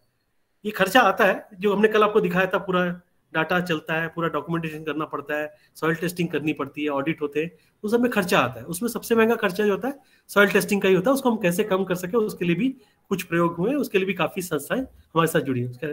तो पहली कमाई जो आती है 3.5 साल के लिए, जैसे हमने कहा इस जिले में अभी हम लोग 13,600 किसान के साथ काम कर रहे हैं। तो 13,600 गुणा 6,000 कर लीजिए, क्योंकि वो वाला प्रोजेक्ट थोड़ा सस्ते में हमने किया था। बाकी जो प्राइवेट संस्थाएं काम करती हैं वो 13,000, 14,000 प्रति किसान, 15,000, 20,000 प्रति किसान से कम कोई लेता नहीं है। हम लोग ऐसे व्यक्ति, हमने माना कि सबसे पहले हम लागत कम करने की जब बात कर रहे हैं तो लागत कम अपनी सेवाओं से क्यों ना करें, हमारी भी लागत जो है उसको कम से कम कीमत पे क्यों ना लेके जाए, ताकि हम बड़े पैमाने पे जा सके। ये सोच के साथ आगे बढ़े। तो हमें पूरा जिला मिल गया, धीरे से जिला मिला तो काम आगे बढ़ गया। तो आप लोग भी देखिएगा कौन कौन सी संस्थाएं करती हैं, स्पॉन्सर करती हैं। तो 3.5 साल का अगर 6,000 से गिनेंगे तो वो करीबन उतना पैसा बन जाता है। तो जिसमें हम स्थानीय साथी जो युवा होते हैं उनको प्रशिक्षण देते हैं, उनके थ्रू से फिर मास्टर ट्रेनर बना के उनके थ्रू से अलग अलग जो तो लीड फार्मर बोलते हैं, जो वहां के आगे बढ़ने वाले किसान हैं उनके साथ काम करते हैं। तो इस तरह से पूरा प्रयोग चलता है। इस विषय के ऊपर अलग से फिर से एक पूरा सत्र, इसी को कैसे प्लान करना, ताकि आप लोग भी अपने जिलों के लिए प्लान कर सकें और अपने अपने जगह पे आगे बढ़ सकें। और कंपनी का फॉर्मेट चाहिए हुआ तो हम सजीवन के साथ ही जुड़ के काम कर लेंगे, उसकी चिंता मत कीजिए। मतलब ऐसा नहीं कि सजीवन आपके नाम से जाकर के कहीं से पैसा लेके आएगी तो वो पैसा आपका ही होगा। हम साथ में बैठ के उसको अच्छे से आपके क्षेत्र में इस्तेमाल कर सकते हैं, है ना। क्योंकि हम इस क्षेत्र के लोग हैं, पहले से 3-3.5 साल से काम कर रहे हैं, तो हो सकता है हमारे नाम से हमें वो प्रोजेक्ट लाना आपके जिले के लिए जल्दी हो सके। अभी बनासकांठा जिले में कलेक्टर मुखिया कार्यालय से जिला कलेक्टर जो है वो महाराष्ट्र के बहुत ही छोटे एक गांव से व्यक्ति हैं, बहुत ही बढ़िया व्यक्ति हैं, यंग व्यक्ति हैं, IAS हैं। उन्होंने हमें 6,000 किसानों का बहुत ही कम लागत पे, मेरे ख्याल से 6,100 या 6,200 रुपए प्रति व्यक्ति 3.5 साल के हिसाब से उन्होंने एक प्रयोग 6,000 किसानों का दे दिया है। तो हम लोग ये मान के चलते हैं कि अब हम सभी जीवन में ऐसे जगह पे हैं जहां पे हम लोग इस सब काम को कम से कम लागत में किसान भाई बहनों तक पहुंचा दें। प्रशिक्षण पहले कर दें, खेती मृदा का सर्टिफिकेशन कर दें, उनका जो आने लगे सामान उसका, फिर ये हो गया पहला। इससे हम लोग अपना काम शुरू कर दिया। फिर उनके पास जो सामान नहीं बिक पाता है तो बाएं हाथ पे आप देख रहे हैं प्रोडक्ट्स यानी 250 किस्म की जो चीजें बनाते हैं। जैसे मान लीजिए हमारा एक मॉडल है छोटा सा हर्बल गार्डन मॉडल, जिसमें 60 feet by 40 feet 2400 square feet के हिसाब से हम लोग बड़ी मात्रा में वहां पे 46 किस्म के हर्बल प्रोडक्ट्स उगाना सिखाते हैं। छोटी छोटी चीजें होती है, शाम तुलसी हो गई, मतलब कफ कोल्ड हुआ, खांसी वगैरह हो गई तो शाम तुलसी के 4 पत्ते बच्चे ने चबा लिए तो उसको हम घर का प्राइमरी हेल्थ केयर सेंटर बोलते हैं। वो करीबन कुछ नहीं तो बहुत बड़ी मात्रा में गुजरात में जगह जगह वो एक दिन में प्रशिक्षण हो जाता है। पौधे भी वहीं स्थानीय होते हैं, वहीं पे चुन के उनको बता देते हैं। अल्डुलसा होता है, उसके अंदर शाम तुलसी होती है, बहुत सारी जो है आप भी जानते हैं सारी चीजें। एलोवेरा होता है, अपना मुनगा होता है, मतलब जो सहजन ड्रमस्टिक जो अंग्रेजी में कहते हैं। ऐसी चीजों से कैसे प्रयोग कर सकते हैं, तो उनकी जो पत्तियां होती हैं, क्योंकि ये पूरा सर्टिफाइड ऑर्गेनिक है, वो भी आपके खेत का छोटा सा हिस्सा है, 2400 स्क्वायर फीट यानी बहुत छोटा सा। वहां से जो भी उनका बचता है उसको लेकर के हमने बहुत तरह के आयुर्वेदिक हर्बल्स या फॉर्मुलेशंस कहते हैं, फॉर्मुलेशंस अंग्रेजी में कहते हैं, न्यूट्रास्यूटिकल्स, जिससे कि पोषण बन सके, पोषण तत्व बच्चों के अंदर, महिलाओं के अंदर, बुजुर्गों के अंदर, सबके अंदर पोषण आ सके, ऐसी चीजें हम लोग वहां पे लेके चलते हैं। तीसरा होता है कार्बन प्रोजेक्ट। ये नया हुआ शुरू, हमें नहीं पता था। 4-5 महीने पहले किसी कंपनी ने हमें अप्रोच किया कि आप लोग जिन खेतों को अच्छा वृक्षाधन लगा करके वृक्षों से आच्छादित करते हैं, या फिर जहाँ पे एक मिट्टी को परिवर्तित करते हैं, ऑर्गेनिक सर्टिफिकेशन, वो जब 2-2.5 साल के बाद उसका हो जाता है, तो वो ऑर्गेनिक मिट्टी की वजह से, सर्टिफिकेशन की वजह से वहां पे आपको कार्बन क्रेडिट मिलेगा उन किसान भाई बहनों को। तो ये पैसा हम आपको दिला सकते हैं, आपकी कंपनी को दिला सकते हैं। बदले में आप किसान की सेवा कीजिए, आपको पैसा मिलेगा, आप किसान की सेवा कीजिए, उनको फ्री में सामान मिलेगा, कुछ पैसा कंपनी चलाने के लिए आपको भी मिलेगा, हमें भी उनका, मतलब उनको भी उनका मुनाफा मिलेगा। तो जब इस क्षेत्र में आगे बढ़े, इस बारे में अलग से फिर कभी ना कभी, ये बड़ा पैसा भारत के किसानों के लिए, विश्व के किसानों के लिए आने वाला है, इस पे भी धीरे धीरे आगे चर्चा करें। तो 3 रेवेन्यू स्ट्रीम्स हम लोगों की। अच्छा, इस वक्त मैं मेरा स्क्रीन जो आपको दिखा रहा हूँ वो देख पा रहा हूँ, मैं चैट नहीं देख पा रहा जी। स्क्रीन दिख रहा है ना मेरा? हाँ दिख रहा है सर। तो ये डिवाइस दिख रहा है। जी जी दिख रहा है। तो अभी आपको जो भी बात करनी है बोल के बताना पड़ेगा मुझे थोड़ा सा, क्योंकि मैं चैट देख नहीं पाऊंगा स्क्रीन के साथ में, है ना, दोनों चीजें। कोई दिक्कत नहीं भाई, आप कंटिन्यू करिए। जी जी। तो ये बात समझ में आ गई सभी साथियों को। 3 जगह कहां से पैसा आ सकता है। पहला, प्रोजेक्ट के रूप में, कृषि सेवाओं की फीस के रूप में, उस पर जीएसटी भी लागू होता है। आप बोलेंगे ये कैसा है, बट तो जैसा भी हमको स्वीकार करना चाहिए। और उसमें बिडिंग होती है, बिडिंग यानी उसमें हमको भी डालना पड़ता है, रिक्वेस्ट फॉर प्रपोजल आता है, तो अलग अलग कंपनियां डालती हैं। तो बाकी कंपनियां बहुत महंगा डालती हैं। सभी कंपनियां आज तक मैंने देखा, हमको जहां पे भी काम मिला वहां पे वो 12,000 प्रति किसान, 13,000 प्रति किसान, 15,000।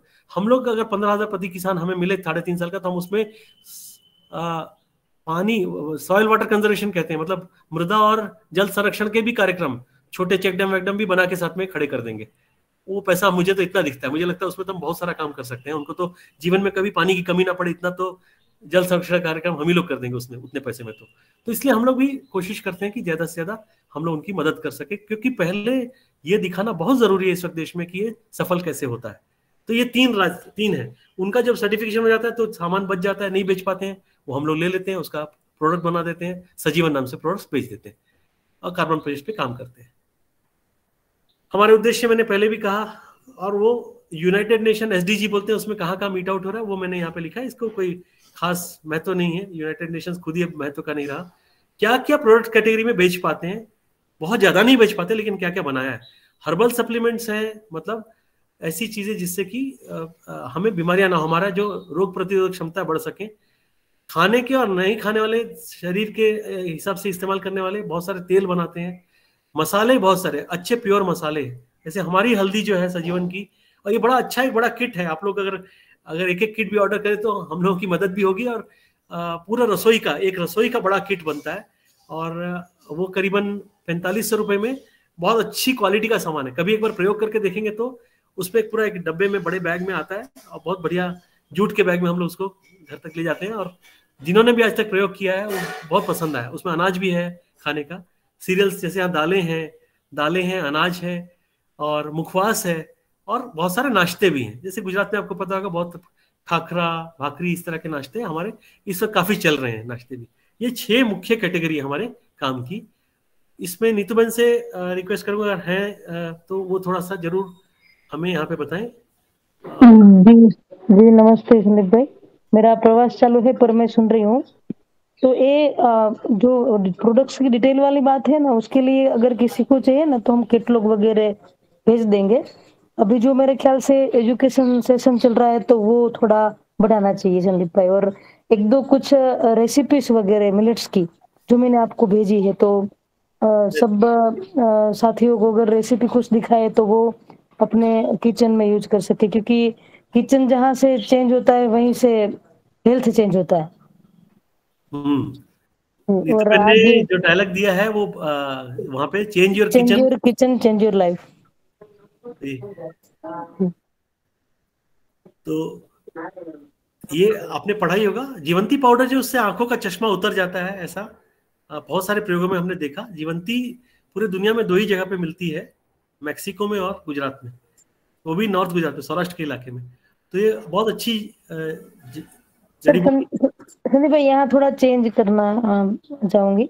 जी ये कैक्टस की बात है। कैक्टस जो है ना वो सौराष्ट्र में होता है और मेक्सिको में होता है। जीवंती तो ऐसा समझो कि मध्य प्रदेश, राजस्थान, गुजरात सब जगह पे होती है।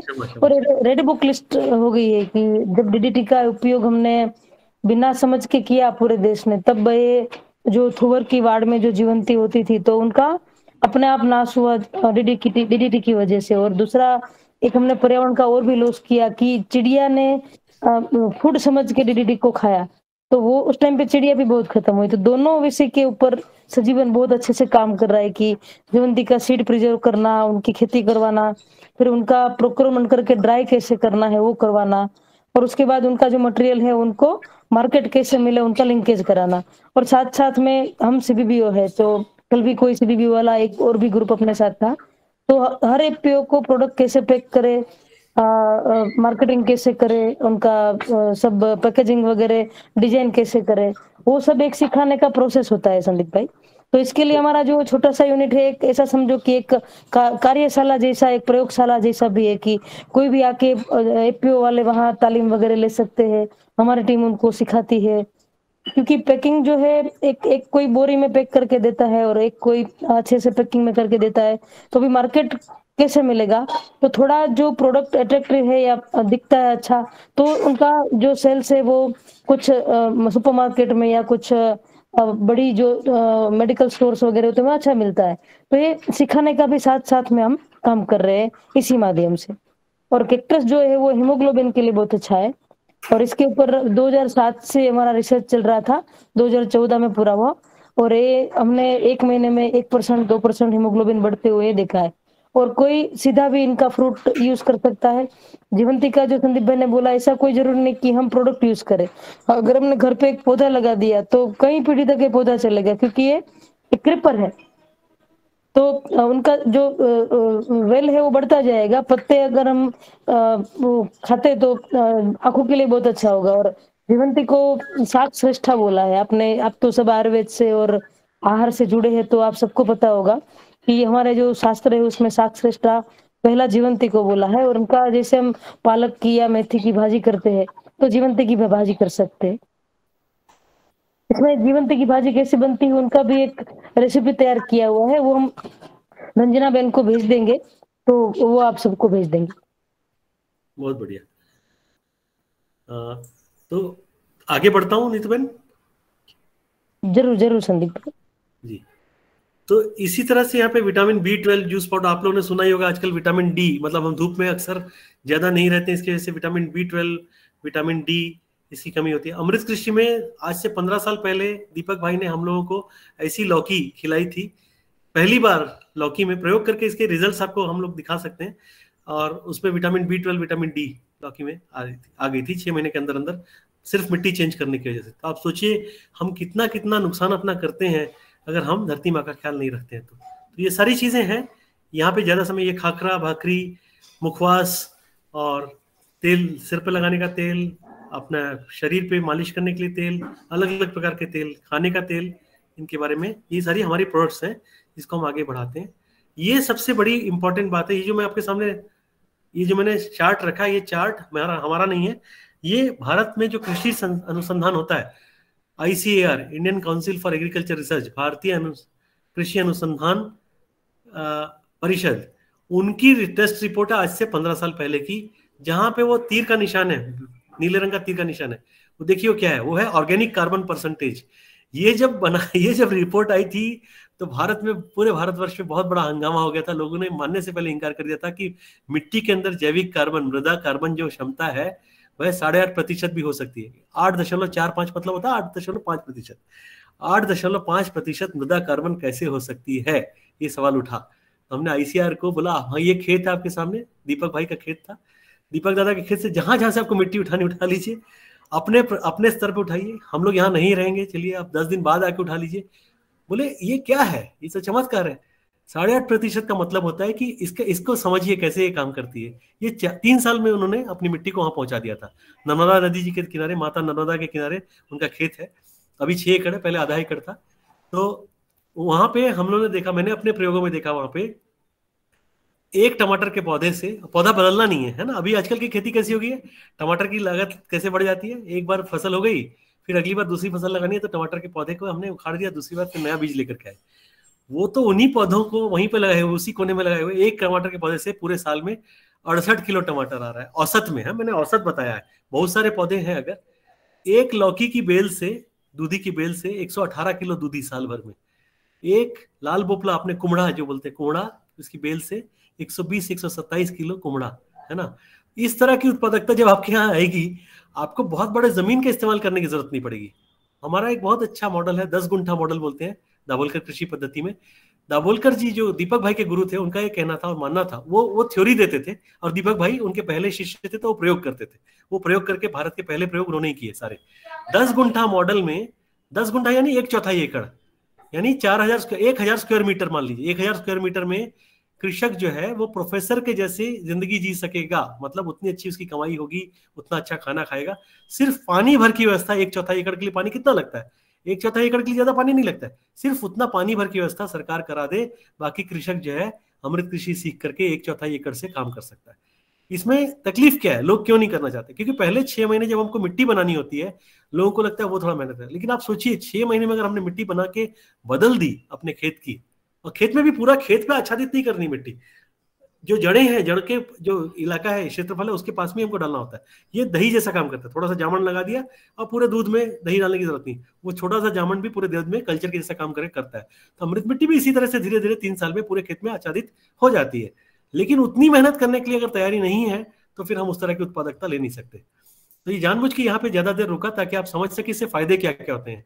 ये पूरा प्राकृतिक संसाधन से ही होता है, कुछ भी बाहर से लाना नहीं पड़ता है, तो उत्पादकता बढ़ती है कम लागत पर।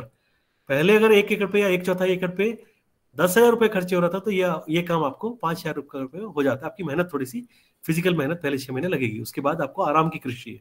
नंबर 2 क्या होता है? कम पानी, क्योंकि सॉइल के अंदर ह्यूमस बढ़ जाता है, पानी पकड़ने की क्षमता बढ़ जाती है। आप समझिए ना, सॉइल में जैविक कार्बन, मृदा कार्बन जो है 8.5% का मतलब होता है एक बार बारिश हो गई, 2 बार बारिश हो गई, उस मृदा में इतनी नमी है कि उस पर आपको हल चलाने की जरूरत नहीं, हाथ से खेती कर सकते हैं। हाथ से हटाया, थोड़ा सा गहरे तक हाथ गया, 2-3 इंच गहरे तक गया, वहां पे आपने जड़ें रख दी, पौधे को वहां पे उससे झड़क दिया, उसको आच्छादित कर दिया, पत्र से आच्छादित कर दिया और अमृत जल डाल दिया। तो ये बढ़िया एक कार्यक्रम हो गया। और सबसे बड़ी बात क्या है कि ये सतत चलने वाली चीज है, ये जीवन भर, हमारे बाद भी, हमारे बच्चे भी, हमारे आने वाली पीढ़ी के लिए भी लगातार ये मृदा कार्बन बढ़ता जाएगा और हमारी उत्पादकता बढ़ती जाएगी। मैं एक दफे नीदरलैंड्स गया था एक कृषि प्रशिक्षण के लिए, तो वहां हमने उनको ये सब जब दिखाया था, तो उन्होंने बताया आपको हमारे यहाँ ट्रेनिंग लेने आने की क्या जरूरत पड़ी? मुझे पता नहीं, मैं तो रिलायंस पे काम करता हूँ फाउंडेशन में, तो उन्होंने मुझे भेजा है, तो हम लोग क्या प्रयोग किया हमने बताया, उन्होंने फिर जो प्रयोग किया उन्होंने बताया। एक अच्छी चीज जो उनसे सीखने को मिली यूरोप में, कि उनके सॉइल इंस्पेक्टर नाम की उनकी एक पोजीशन होती है सरकार में। सॉइल इंस्पेक्टर हर वक्त 3-3 महीने में हर खेत पे जाते हैं और सॉइल टेस्टिंग करते हैं। अगर soil organic carbon less than 4% हो गया, तो पहले साल किसान को पेनल्टी लगती है, दूसरे साल उनको फिर से हैवी पेनल्टी लगती है, तीसरे साल उनकी जमीनें सरकार उनको बाजार भाव देकर के वापस खरीद लेती हैं। इतना मान सम्मान करते हैं मिट्टी का। उनका कभी भी 4% से कम पूरे यूरोप में कहीं पे भी ऑर्गेनिक कार्बन कम नहीं मिलेगा आपको। मृदा कार्बन हैवी रहने का मतलब क्या रहता है कि अगर केमिकल चला भी गया तो केमिकल आपके खाद्यान्न में नहीं आएगा। मृदा कार्बन कम रहने का मतलब क्या हुआ, आपने जो केमिकल डाला सीधा सीधा आपके खाद्यान्न में आ जाएगा। आप वहां पे आम उगाएंगे, आम के अंदर आपको वो सारा केमिकल मिल जाएगा खाने के लिए जो कि आपने खेत में डाला था। आज भारत भर की यही स्थिति हो चुकी है। मतलब मैं पंजाबी जरूर हूँ लेकिन भारतीय पहले हूँ, तो पंजाब कभी भी जाता हूँ तो मेरे को दिखाई देता है कि वहाँ पटियाला में खेत के किनारे खड़ा था, 10 साल पहले की बात बता रहा हूँ, अमोनिया की खुशबू आ रही थी, बदबू आ रही थी एक्चुअली। मैंने बोला चारोबाजी तो कोई फैक्ट्री नहीं है, फिर अमोनिया की इतनी बदबू कहाँ से आ रही? बोले सब ये खेत से आ रही है। मैंने वहां की मिट्टी चेक करी तो नेगेटिव हो गया, वहां पे सॉइल कार्बन बचा ही नहीं है। अब वहां पे आप जो भी डालेंगे वो खेत से पौधे के अंदर से निकल के सीधा खाद्यान्न के अंदर चला जाएगा। मतलब हम अपने अंदर जहर डाल रहे हैं। कहना ना होगा कि पिछले 10-20 वर्षों में पंजाब के अंदर इतनी बड़ी मात्रा में कैंसर का जो ऑकरेंस हुआ है वो इसी वजह से हुआ है। उन्होंने भारी मात्रा में मिट्टी खत्म कर डाली अपनी। ये अच्छी बात है कि ऑर्गेनिक सॉइल के ऊपर वहाँ काम चल रहा है, काफी लोग मिलते हैं, हम लोग जुड़ने की कोशिश प्रयास है। हम लोग का बहुत बड़ा प्रयास है। अगर आप में से कोई साथी पंजाब में काम कर रहे हैं तो जरूर जुड़े, तुरंत जुड़े, ताकि इसको वहां डेमोन्स्ट्रेट किया जा सके बड़ी मात्रा में कि देखो उत्पादकता बढ़ेगी, लागत कम होगी, मिट्टी पुनर्जीवित होगी, और मिट्टी का पुनर्जीवन होगा तभी हमारा जीवन बचेगा, नहीं तो नहीं बचेगा। ये इसलिए बहुत महत्वपूर्ण है। और नीचे आपने अभी तक पढ़ लिया होगा, है ना, नाइट्रोजन की मात्रा कितनी है, फास्फोरस की कितनी है, सभी यहाँ पे लिखा है। मैंने उसको जानबूझ के नहीं पढ़ा, क्योंकि मैं मान रहा हूँ आप लोग पढ़ भी रहे हैं साथ में, और मैं आपको बता भी रहा हूँ। ये हमारा खेत का जो काम चलता है, पूरे विश्व के स्तर पे देखें तो गुड एग्रीकल्चरल प्रैक्टिसेस बोल के जीएपी बोलते हैं। जीएपी, या फिर जैसे फैक्ट्रियों में क्या होता है जीएमपी बोलते हैं, गुड मैन्युफैक्चरिंग प्रैक्टिसेस, वैसे कृषि में होता है गुड एग्रीकल्चर प्रैक्टिसेस। वो अलग अलग जगहों के लिए अलग अलग बनाई गई है, सरकार द्वारा मान्यता प्राप्त है। और ये मान्यताएं हमें क्यों चाहिए? सर्टिफिकेट एक मान्यता है ना, गुड एग्रीकल्चर प्रैक्टिसेस एक मान्यता है। मान्यताएं क्यों चाहिए सरकार की मान्यताएं? क्योंकि जब बाजार भाव अच्छा मिलेगा किसानों को इसकी वजह से, तो हमें अल्टीमेट उद्देश्य क्या है? अपना खाना अच्छा होना, और किसान के जो बचा हुआ संसाधन है उसमें उसको अच्छा बाजार भाव मिलना, उसके घर में सतत समृद्धि मिलना, है ना। तो ये पूरा डांग का दृश्य है। ये हम लोग कैसे काम आगे बढ़ाएंगे उसके बारे में है, कहाँ कहाँ जाना चाहते हैं, नई नई ज्योग्राफीज में कहाँ काम करें उसके बारे में बात कर रहे हैं।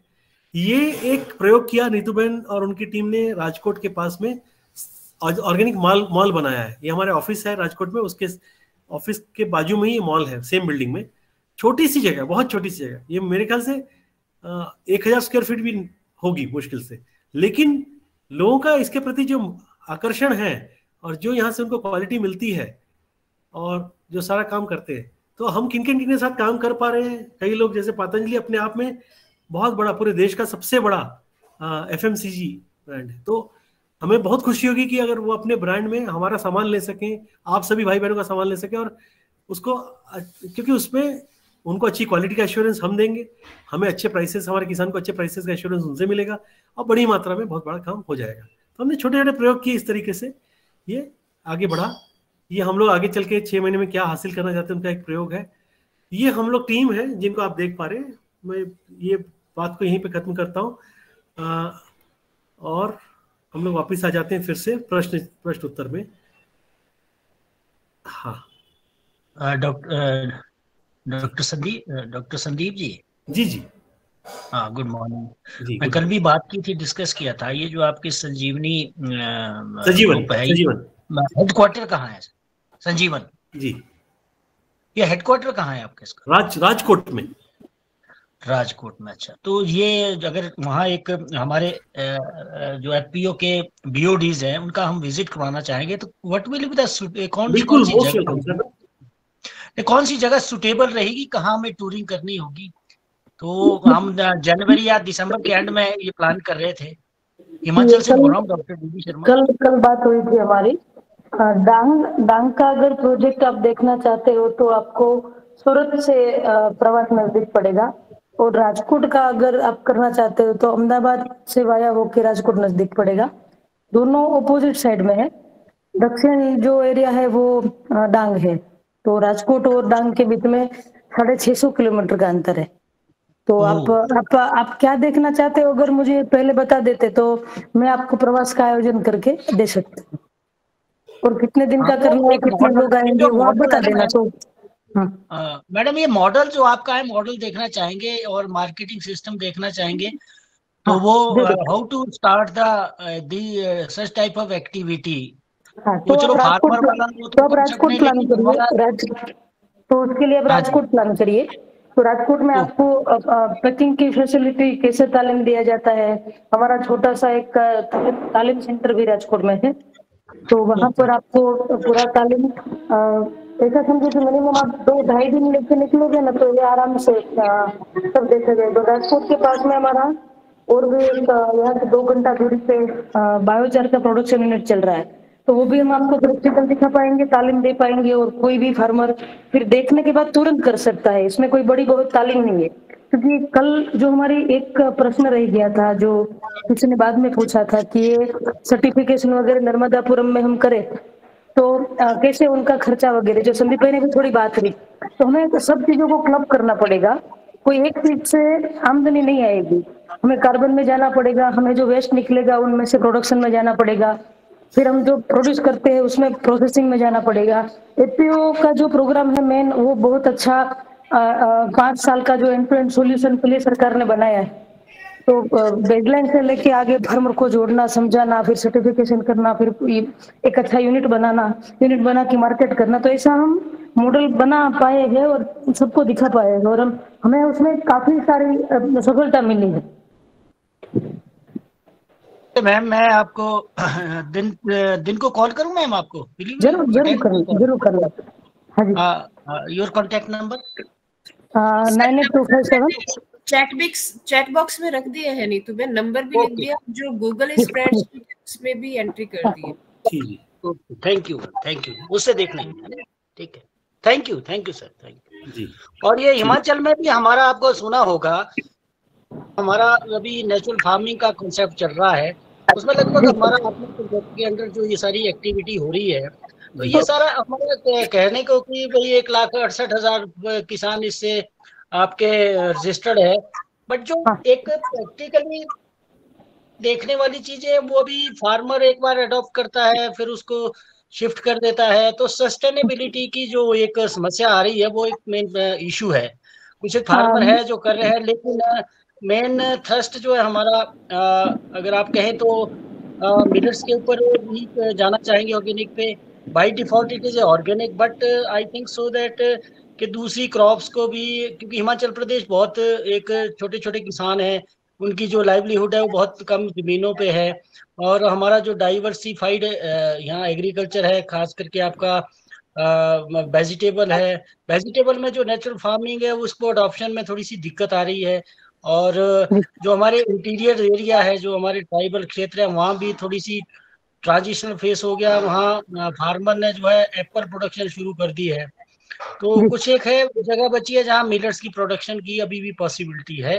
तो आई विल रिक्वेस्ट यू के फार्मर को किस तरह से मॉडल जो आप कह रहे हैं कि एक प्रोजेक्ट बनाना है, प्रोजेक्ट के माध्यम से फार्मर को सस्टेनेबिलिटी करनी है, आजीविका इसमें एक हमारा जो चल रहा है हिमाचल में, आजीविका का जो प्रोजेक्ट है उसमें एक मेन रोल हो सकता है, मेरा ये मानना है। जी एकदम बराबर। मेरे ख्याल से हिमाचल आप बोल रहे हो तो सबसे ज्यादा ये अपना एप्पल का प्रोडक्शन होता होगा। हाँ मैम, वो भी थोड़ा रिस्ट्रिक्टेड एरिया में है, ओनली 3 डिस्ट्रिक्ट्स 4 to 5 डिस्ट्रिक्ट्स में ये प्रोडक्शन हो रही है। अंदाज से कितने हेक्टेयर में होगा? हमारी ऑफ सीजनल वेजिटेबल का ज्यादा रहता है हिमाचल में, और एप्पल है, और कुछ ऐसे क्षेत्र है जो ट्रॉपिकल है, उसमें आपका सीरियल्स भी काफी है, लेकिन मेन जो फार्मर ने अडॉप्ट किया है वो वेजिटेबल एंड फ्रूट प्रोडक्शन है। जी। अच्छा, आपका मुझे एक और भी प्रश्न था कि जैसे ग्रीन वेस्ट होता है, तो आपका फ्रूट और वेजिटेबल में कोई चीजें साल में 1 के 2 3 सीजन जो भी लेते हैं उसमें वेस्ट जाता है कोई मटेरियल? हाँ, वेस्ट तो ग्रीन जो वेजिटेबल है, जब आप उसकी पैकेजिंग वगैरह करते हैं, और सेकेंडली जो आपका, जैसे I take the example of this cabbage and cauliflower production, तो वेस्ट, ग्रीन वेस्ट तो उसमें बहुत सारा जाता है, और कैबेज में खास करके मेरा जो प्रश्न था ना भाई, वो ऐसा था कि फॉर एग्जांपल मैं आपको टमाटर का एक बात बताऊं, पूरे देश में कई बार कई फार्मर ने सुना होगा, अनुभव किया होगा कि 1 रुपया किलो हो गया और कोई लेने वाला नहीं है। ऐसा कोई आपके यहाँ ग्रीन में कुछ होता है फ्रूट और वेजिटेबल में? घट आता है सम टाइम, ये तो आपका of seasonal vegetable growing area है, लेकिन आजकल अभी प्रेजेंटली लोगों ने कैबेज प्रोडक्शन किया है, तो कैबेज प्रोडक्शन में आज 1 रुपए 2 रुपए किलो बिक रहा है, और फार्मर ने खेत में खाली रख दिया और काटना बंद कर दिया, क्योंकि उतनी कॉस्ट, मार्केटिंग की कॉस्ट, इतनी ट्रांसपोर्टेशन आ रही है, तो people have left all the जो आपका फील्ड में ही छोड़ दिया है उसको।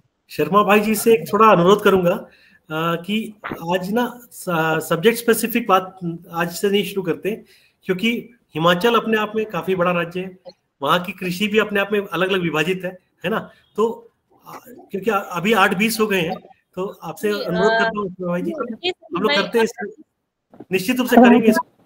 ओके, अंकित मालू जी जी मध्य प्रदेश से है। जी स्वागत है अंकित भाई आपका। जी भाई जी, प्रणाम।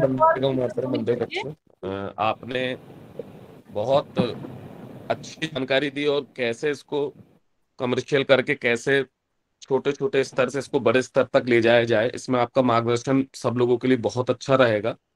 जैसे मैं मध्य प्रदेश यूनी से हूँ, जो मेरा जो खेत है, वहां भी हमारे पूरे गुरुजी दीपक सचदेवा जी आए थे और नक्षत्र वाटिका वहां बना के गए थे। तो कभी ये जबलपुर नागपुर के बीच में है, कभी आप इस साइड आए तो आप पधारे। मैं भी लगभग 55 एकड़ में प्राकृतिक खेती कर रहा हूँ। हम लोगों के यहाँ अरहर दाल बहुत अच्छी होती है। गेहूं में हम लोग सोना मोती गेहूं में बंसी में बहुत अच्छा काम कर रहे हैं। और हमारे यहाँ जो धान है, जैसे हर जगह की स्पेशल धान होती है, हमारे चिन्नौर और जीरा शंकर धान है जो मध्य प्रदेश की पहली धान है जिसको जीआई टैग मिला है और राष्ट्रपति भवन तक जाती है। और जो हमारी जीरा शंकर धान है वो 300 मीटर से उसकी खुशबू आ जाएगी आपको। तो मतलब हमारे हर लोकल क्षेत्र में कुछ अच्छी, मतलब जैसे आपने बोले थे कि इतनी ज्यादा विविधता है हमारे, इतनी ज्यादा फसलें हमारे यहाँ, तो आपको मतलब इस तरीके से हम लोग जुड़ के अपने अलग अलग चीजों को बहुत स्पेशल बना सकते हैं। तो इसमें सर आपने बोला सोना मोती और बंसी, जो आपने बोला सॉइल कार्बन का जो आप जितना अच्छे अच्छे प्रोजेक्ट और वो बता रहे हैं कि कैसे उनको वहां से पैसा भी मिल जाए और एक हमारे सॉइल कार्बन मतलब जो वो भी बढ़ता चले जाए, इसका पूरा आपका मार्गदर्शन बहुत हम लोगों के लिए रहेगा। मैं आपसे अभी नंबर लेके आपसे जुड़ता हूँ, आप हम लोगों जरूर जोड़िए। यहाँ आपकी बात से मैं एक जवाब देना चाहूंगी कि सोना मोती और बंसी जो आपने बोला, तो आपके पास अगर दोनों जो प्रोडक्ट है उनका अगर मार्केट है तो कोई बात नहीं, अगर नहीं मिलता तो आप जरूर बताना। आर्ट ऑफ लिविंग जो है ना, वो सोना मोती और बंसी दोनों गेहूं को बहुत प्रमोट करता है और बहुत अच्छी मात्रा में उनका जो एक ऑर्गेनाइजेशन चल रहा है ऑर्गेनिक का, तो उसमें वो खरीदी भी करते हैं। तो ऐसा कहीं पर भी आपको मार्केट लिंकेज का जरूरत पड़े तो आपको सीधा भी उनके जो परचेस डिपार्टमेंट है उनसे संपर्क करा सकते हैं। बस आप लोगों का मार्गदर्शन ही चाहिए। और हमने जो अभी अरहर दाल में काम किए, ये 5 साल तक मतलब पेड़ बनता है, बड़ी दाल है। हमारे यहाँ मध्य प्रदेश में सरकारी रेट में 10,000 रुपए कुंटल में बिकता है। और जैसे हम लोगों के 7 जन्म होते हैं, हम लोगों ने चयनित प्रणाली से 8 साल में इसका बीज को चयनित करके हमने जो इसका उपयोग किए हैं, तो आपको जान के इतनी खुशी होगी कि एक पेड़ से हम लोगों ने 3 से 5 किलो तक मतलब प्रोडक्शन ले चुके हैं। तो बहुत बढ़िया, बन गया बहुत बढ़िया, बहुत बढ़िया। इनका कोई आपने वगैरह ऐसा कुछ किया हो तो आप जरूर भेजना, हम देखेंगे। और मध्य प्रदेश में थोड़े समय में 2-3 एरिया में हमारा काम शुरू होगा। अब अभी फाइनल नहीं हुआ, जब भी होगा तो हम आपको जरूर बताएंगे। जहाँ अरहर बहुत अच्छी होती है तो ये बीजों का आदान प्रदान बहुत ज्यादा होना चाहिए, क्योंकि किसान बहुत अच्छा इससे कमाई कर सकता है।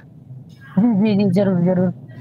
अच्छा, 8:24 हुए हैं। मैंने अभी आप लोग की बातचीत के दौरान आदरणीय विनय कुमार जी है उत्तर प्रदेश से, एकदम स्वागत है आपका। हम शब्दों में अपना सवाल करेंगे। अमृत जल और अमृत कुटिया वीडियो का लिंक मैंने यहाँ डाल दिया है, आप लोग जरूर वहां से कॉपी करके उसको रख लें और उसी को जरूर देखें और उसमें फिर बाद में बात भी करते हैं। जी नमस्कार डॉक्टर साहब, जो अभी मैं सुन रहा था, अभी मैं जुड़ा हूँ, जो ये प्राकृतिक खेती वाला है, जो किसान जितने भी हैं, उनकी समस्या है इंसेक्ट पेस्ट और बीडीसाइड, जो समस्या है जहाँ से शुरू है। और किसान जब प्राकृतिक खेती जुड़ता है, जब काम शुरू करते हैं, तो जब उनके इंसेक्ट पेस्ट कंट्रोल नहीं होता है या खरपतवार नहीं, तब वो दवा डालना शुरू करते हैं। तो हम लोग अगर ऊपर से शुरू करें, तब सबसे पहले उनका इंसेक्ट पेस्ट अगर कंट्रोल हो जाए, नीचे से भी शुरू करें, जो नीचे कर सकते हैं वो करते जाएं, तो किसान जल्दी अडाप्ट करता है। और सारी समस्या वहां से शुरू है। जितना आज जो हम लोग नेचुरल खेती के लिए संघर्ष कर रहे हैं, हम लोगों ने यही बिगाड़ा है। बीडीसाइड, इंसेक्टिसाइड और फंजीसाइड, नीचे फर्टिलाइजर जो डालना शुरू किया। जी बहुत अच्छा सवाल है। इनके लिए जो अमृत जल का जो भी संदीप भाई ने आपको बोला ना, तो एक बार वीडियो से एक प्रैक्टिकल खेत पे सेशन का प्लान कर सकते हैं। जितना भी हम बायोमास या खरपतवार जो अपने वेडिसाइड वगैरह खेत में से निकालते हैं, उनको सूखा मतलब थोड़ा सूख जाए, थोड़ा एक सवा साल के आसपास मेहनत पड़ेगा, पर वो कंपोस्ट प्रोसेस में बहुत स्पीड में आ जाएगा। जैसे बागायती खेती है, तो जितना भी वीड होता है तो हम क्या करते हैं, उनको निकाल के 24 घंटा अमृत जल में भिगो के आच्छादन करते हैं। जो आच्छादन का कल एक वीडियो बताया था, अगर कोई फार्मर उनका एक पौधे पे प्रैक्टिकल करके देखे तो उनको पता चलेगा, जैसे पानी, हवा और सूर्य प्रकाश जमीन को मिलता है, वहां से सब चीजें उगना शुरू हो जाती है। अगर हमने जो पौधा है उसके आसपास का जो जमीन है उनको 1 इंच 1.25 इंच का आच्छादित कर दिया तो उनको सूर्य प्रकाश जमीन को सीधा मिलना बंद हो जाएगा। और कल सब वीडियो गुजराती में थे इसलिए काफी सारे जो साथी है वो समझ शायद नहीं पाए हो किसी बात को। तो हमने कई वैज्ञानिकों से या कई कृषि गुरुओं से सुना है कि जमीन को हमें ढक के रखना चाहिए। तो हम अभी क्या कर रहे हैं, उनको खेती करके उनको हर सीजन में उनको ओपन करके खेड़ करके हम अपना मॉइस्चर जो है वो डाउन कर रहे हैं। वो भी एक अपना तरीका गलत है, पर अभी जो ट्रेंड चल गया ट्रैक्टर वगैरह से उसमें से फार्मर अभी जल्दी से नहीं निकल पाएगा। तो बागायती से या कोई भी जो क्रॉप करो उसमें वेजिटेबल में भी आप आच्छादित करते हो। कुछ वीडियो में कुछ फोटोज में रंजना बहन को भेजती हूँ, उनके पास से आप ले लेना तो आपको तुरंत पता चलेगा कि नहीं इसमें।